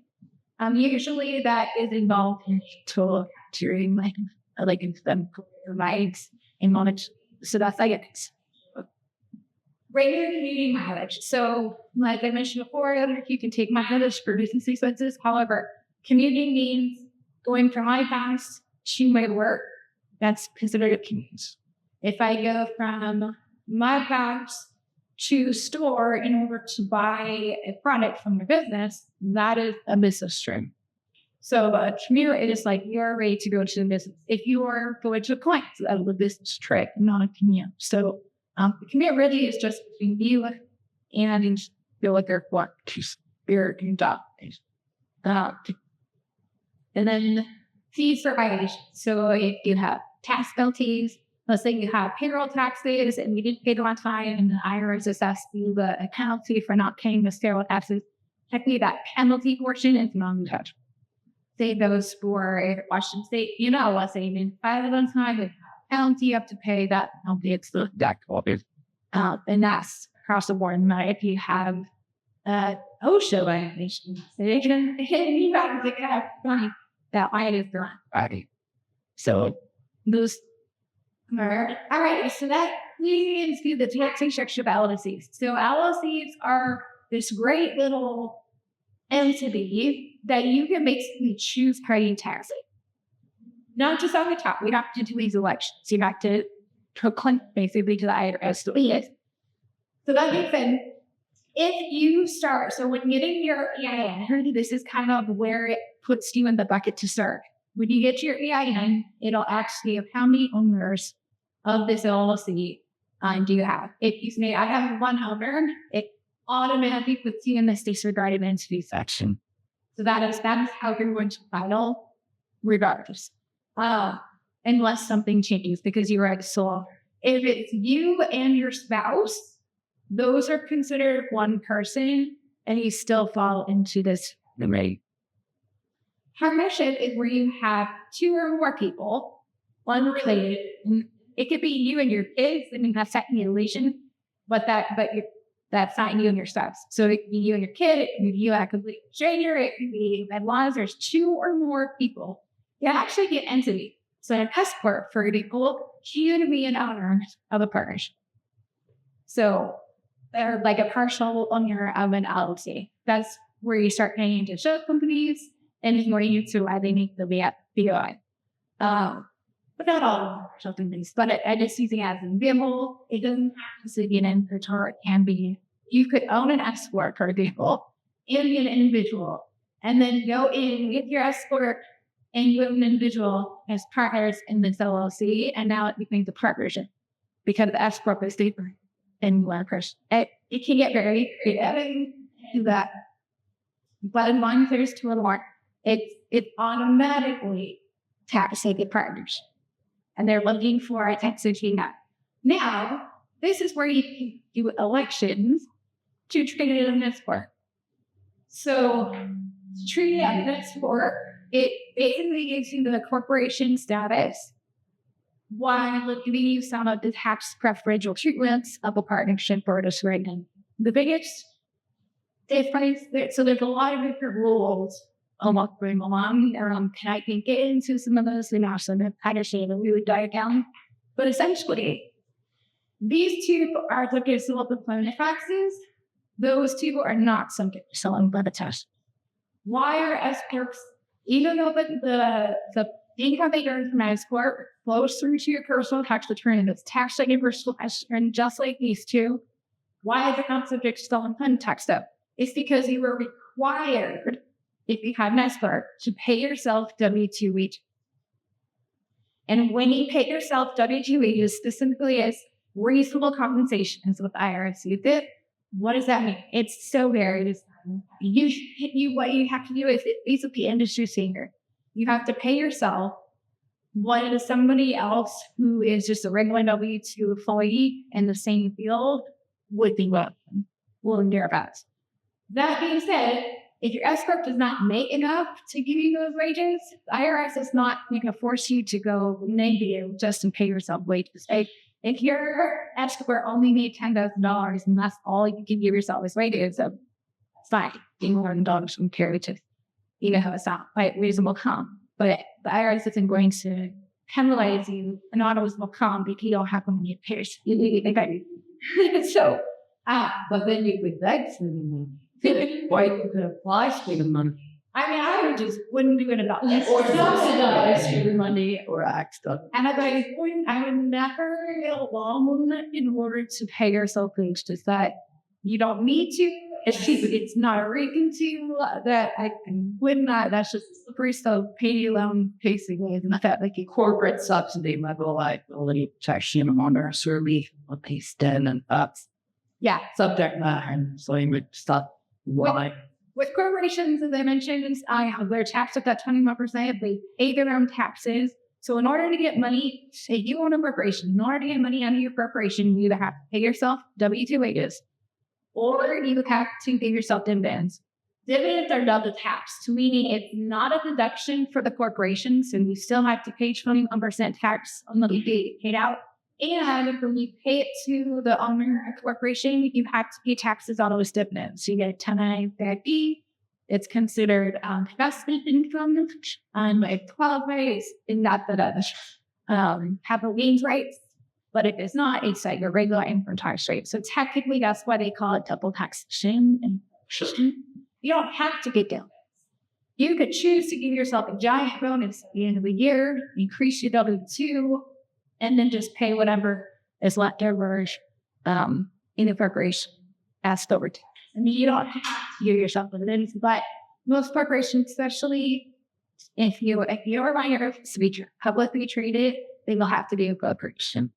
I think the fact there are partnerships that are publicly traded, I recommend never buy into a publicly traded partnership. That's I know that a lot of those are forecast. Like public traded partnership, I've never actually seen one. So I don't know how people invest in it. So that's all the consumption. So the first three, all tax at the personal level. However, 2 and 3 each have to file their own tax returns. That then pushes the money to your personal tax return on a K-1. So one thing that I have learned from some of my clients who come in, they'll come in for tax support or help, and they'll be like, "Oh, I filed my personal taxes already. I just need to file my business." I'm like, "Wait, how does that happen?" Or they'll say, "I filed my W-2 already." They're like, "I filed my W-2 already." Well, it's not W-2; it's your personal tax return. And this business income has to be on your personal tax return, or else not complete. So you're going to have to amend your personal tax return to put it on. But again, it depends on how you choose to elect to treat the income as like it gets taxed and what other additional tax return can. I highly recommend talking to a CPA or an accountant when you're suspecting the correct structures, because every situation is different. I would not turn a company and LLC into an S corp if it has lots. If it doesn't make a lot of money, if it's not continually make money, or if it ends in low, sometimes makes money, sometimes does it. I probably wouldn't, because there are limitations to S corps. They're called basis limitations, where you have to have basis in the business in order to take loss. And if you get a loan to be able to afford that loss, you no longer have basis. So and if you take money out of this quarter, you don't have basis, then that's taxable events. So there's a bunch of different rules. As far as they can be great if your business is making a lot of money, if you are, it's a pretty successful business, it's gonna grow, and you want those protections, you want to not have to be self-employment taxes, documents, income, scorpion, but like I said, make sure taxable lawyer and make sure you're doing, because they have all the minutes and the bylaws and all of those things are more prevalent. Like this works for me. I have the answer, but Yes. if I am a solely owned LLC and I am making a bunch of money, I started as a disregarded entity, but things are good and I want to keep making money. I don't know what industry this is. This is to me efforts. And that is continued guaranteed income. Right. Let's say that's what it is, and I'm making all this money and things are great. Can I choose to file Form 8832 for election and get taxes to S corp? No, No. because that's just treats it as a corporation. In order to treat it as an S corp with the 25 VPK. But there is a form that exists that allows me to have an election. That is 8832 Corporation 25. 2553. It used to be that you have to file the 80 thank you. First or congruent with the S corp election. But Irish changed that because we were already seeing, I think, just the full form. So you can become an S corp with just an election with a 2553. It has to be filed within the first 2.5 months of a year. So, like, for instance, if you wanted 2024 to be a S corp year, it was supposed to be filed by March 15th. You can do late election, but it is specific verbiage that you need on there, or else it'll automatically get rejected. So if you want to do a late election, talk to them. They can help you get that in. Will still get passed. You can do it up to 3 years late.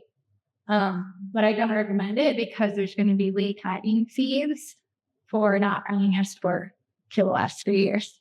Yeah. Yeah. Nice. Relate a little bit of car industry. Sure, typically, yeah. I was listening. Yeah, sure. Typically in our industry, lots of GCS went to through practice. I'm going to highly invite in a lot of information. I've never really understood what's in Minneapolis or expert, but I feel like it's really important to talk with a CPA if you're not do that or your agent, and then accountancy to really push their at those two form exports. And sometimes that makes sense, and sometimes it doesn't. I'm just wondering today. Florida is all state. Because an actor will, wherever they go to act, you are subject to that state's income tax law. So if you go to New York to do a play, you now have to pay taxes in New York. If you go to LA, so that you own it, you have to pay taxes in LA. If you go up to Canada to shoot a movie, you are now subject to convenience tax. And sometimes S corps help smooth that over. To say the international actors.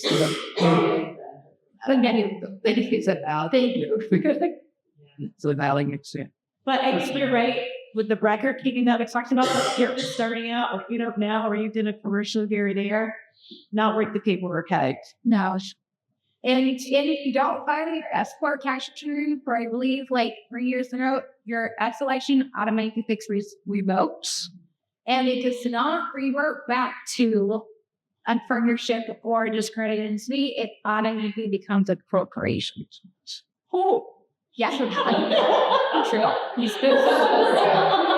If you don't pay yourself the required wages, or you don't file your tax return correctly, it comes to corporation. It files its own taxes, pays its own taxes. The only way to get out of that is starting.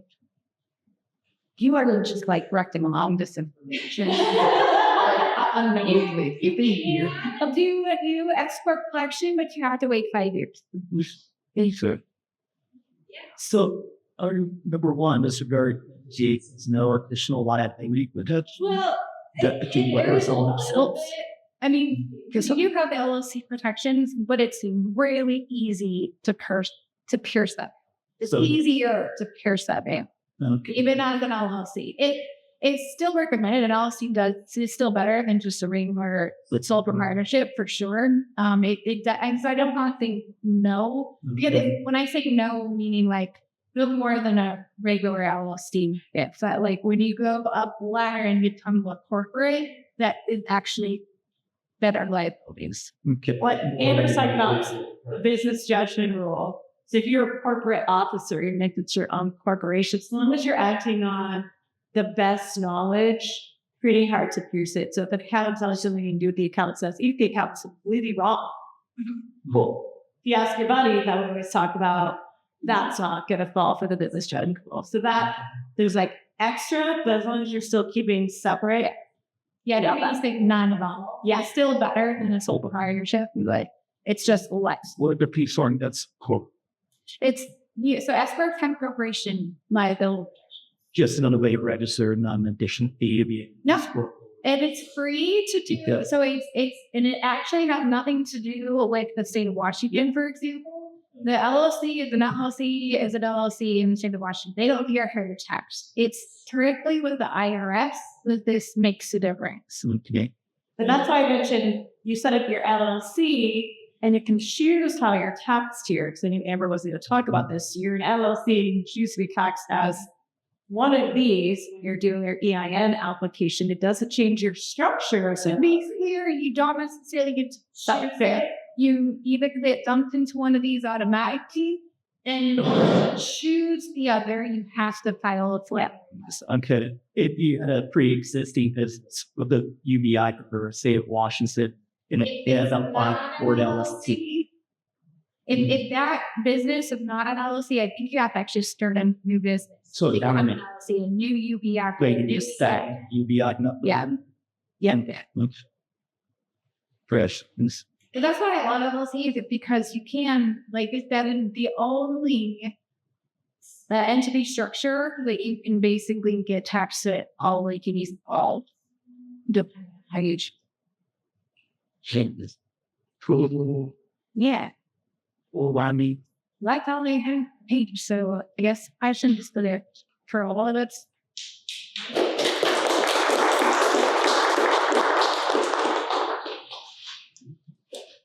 So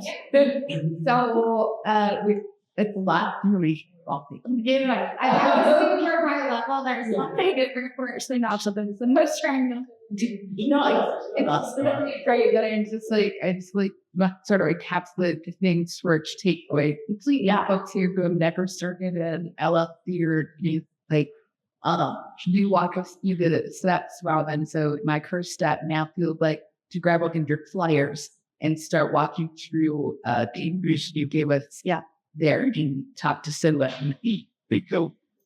that is correct. Yeah. I'll give a newsletter one out there as well. There's also grants, seriously grants for creatives. They're almost a grants for other for-profit businesses. So if you read anything of my newsletter at the end of the month, you can skip to the grant part. But that's right. That we will share these materials out to you guys as well after a couple of edits on everyone's formatting. You can see that at home soon. And is there a point where the being says I make like I'm feeling points? Sure. If I make less than $12,000 a year to make them. Are you a business in the state of Spokane? Yeah. Sure is. Sure, you just license. It doesn't. It can be $2. It's or. It's not and. You could literally be losing money and you're so bad at it. It's or, not and. I'd like to open up that account. So I have a business license, but I can't get until I have an EIN. Yeah, correct. Well done. If you're doing an LLC, right? You could technically do the IN under your own personal name, get a sole proprietor, and do a bank account that they tell you.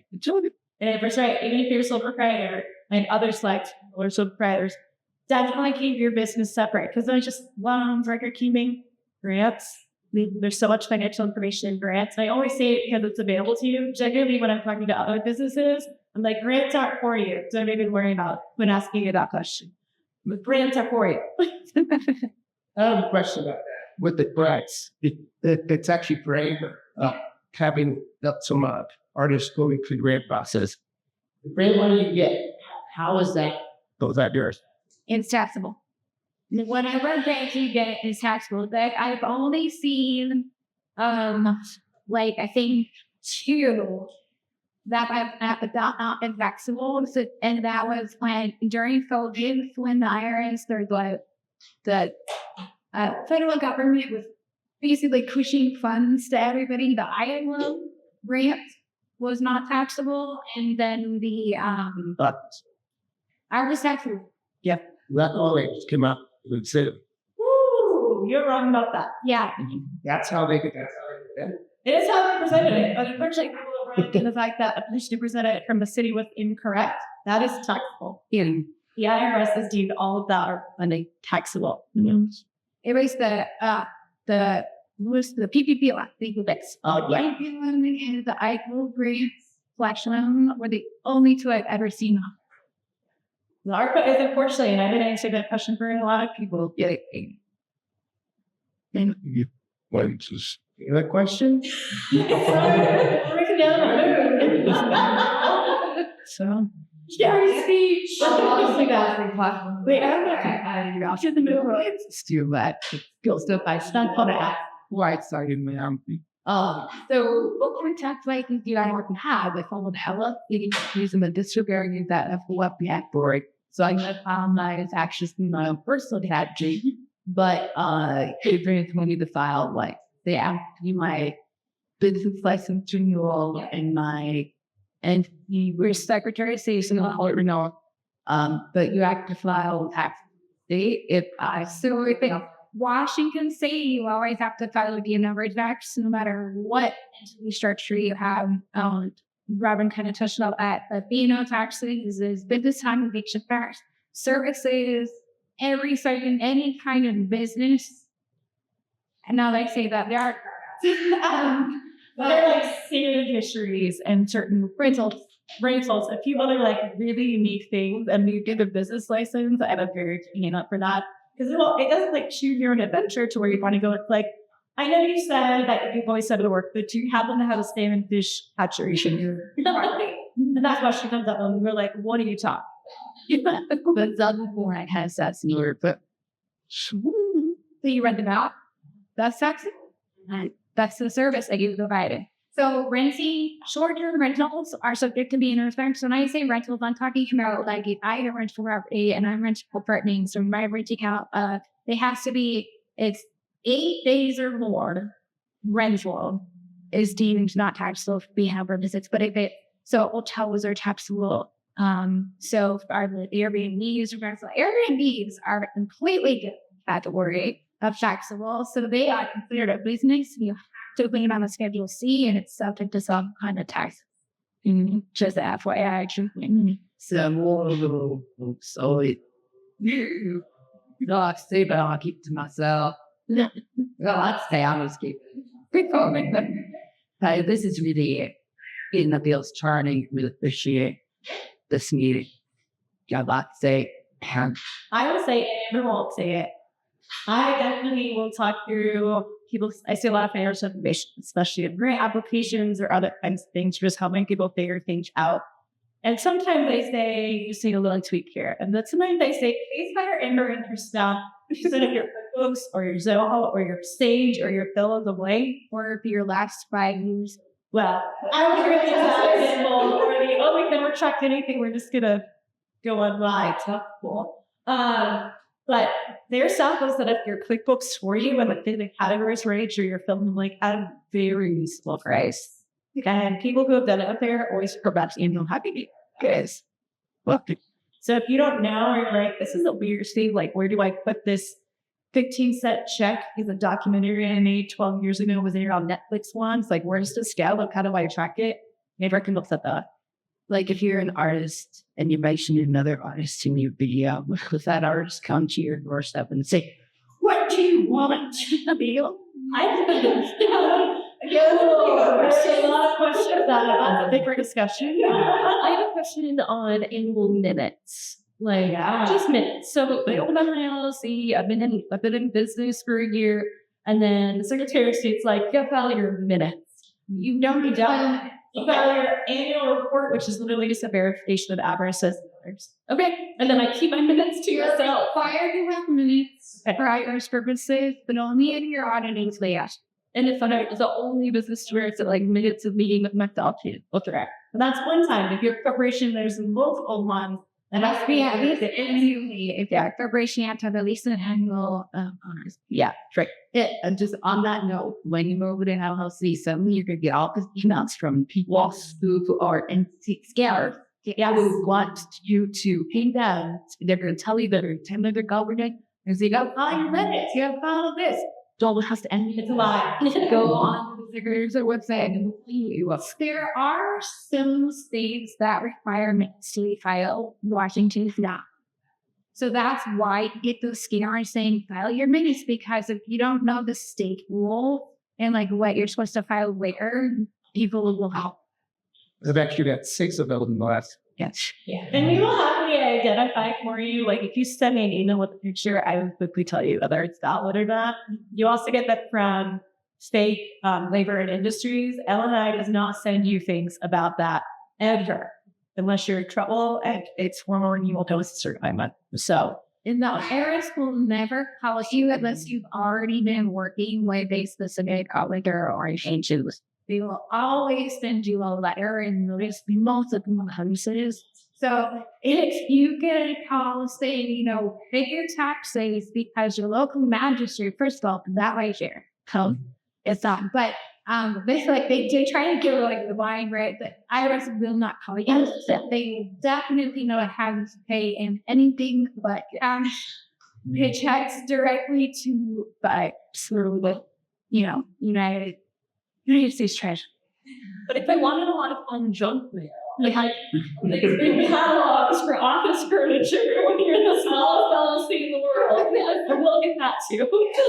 If it just says you like 40% long experience going to have a blog, actually, I love it.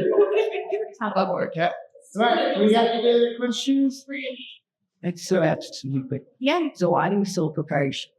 I'm thinking about unanimous. I do have a checking account credit, but I use my personal credit direct. If I become an LLC, like piercing the veil, whatever, just they don't get it. If you're using your personal credit card, yeah. I want to do that. And it's pretty hard. I mean, getting a business credit card is actually a great way to build business credit because for the most part, banks do not like to loan to LLCs unless there's some sort of collateral because they're just so managed to be like, their user shock, right? And that is a fact. So having getting a business credit card, your limit, it'll be based off of your personal credit. And your limit might be $200 to like $2,000. Like it could be really small, but the more you use it, the more you like pay it off. The one you can increase the limit, and it gives your business itself credit. Yeah. And if you already have a relationship, they already know you personally. Sometimes making that next step to business line of credit is easier if we're patient where you are. we help people with money and working through all the kinds of steps to get where you might go with business. And there's some options below credit unions as well that I cannot recommend enough if you're a small business. Do not bank with US Bank or Bank of America. Not only because I work for an independent bookkeeping, a not-profit that cares about independent businesses, but because they're not going to lend you money. They are more conservative, and I don't mean that risk averse. Quickly, thank you. They are risk averse. And what they will lend, they also have very high minimum amounts they can lend, and you don't necessarily need that kind of money. And starting with a credit union or even a relational bank, Umpqua is so much better than that in terms of being able to grow your business credit and having easier time and lending. So highly recommend credit unions of any variety, right? And those regional banks, they do a really good job reinvesting into the community too. So when you see them on sponsorships for, productions and different events in the arts community, those are good ones to look for on the regional bank side because they're reinvesting into the community because they're Well, another thing about credit unions too, a lot of them partner together around 2 years, right? And so even though they're local, you can go to New York. oh yeah, And have your branching and go to a credit union there, but still have your credit union. So it's not, because I know that's a lot of times why they go to US Bank or something like that, where it's national. I know I people branch there, but credit unions part of each other. yeah, it's called the co-op shared branch network. And so you can look, even just on put it as a code, it'll tell you where all the shared branches are. Not everywhere in the United States. If you go around the world, it might be a little bit outside that. It is really robust network. Yeah. But we have about projects and have our accounts that need get correcting. I use Spokane media and as the person who set up the account, I can tell you to make sure the stat there were, with needs for it. It was great in that time. And second that, you told me to take meet you there, and meet you also. So part of it. Yeah. Love our facility family. Great. Any other questions? Last minute comment? All right, we'll close this up. And I just want to say one thing. It's important that Rebecca and I have talked about this a lot, but my past experience working with the Spokane artists and getting to understanding what SIMBA was trying to do as individual artists. Let's forget this for a second. That we're always looking to get grants and just to protect our projects and create our projects. 99% of them are getting asked all to reaching we already have figured out. All right. So there were a lot of people also in the arts community who could not apply for the ARPA grants when I was working in Spokane Arts to help them out because they had none of this, they couldn't put it in their work. They couldn't prove how to make it. They couldn't be making it. Everything's so muddled up into your own personal stuff. They couldn't separate it. So this is something to think about. That you're an artist and there's opportunities for you to be able to tap into, but you need to also be organized for the applications in the process. And this is kind of what Rebecca and I really wanted to give them out to everybody to get a feeling for it from this wonderful team. So one last time, thank you so much. And also a really prime example how you could also support other small businesses by going to their services and help you. All right, thank you very much, guys. Have a good day.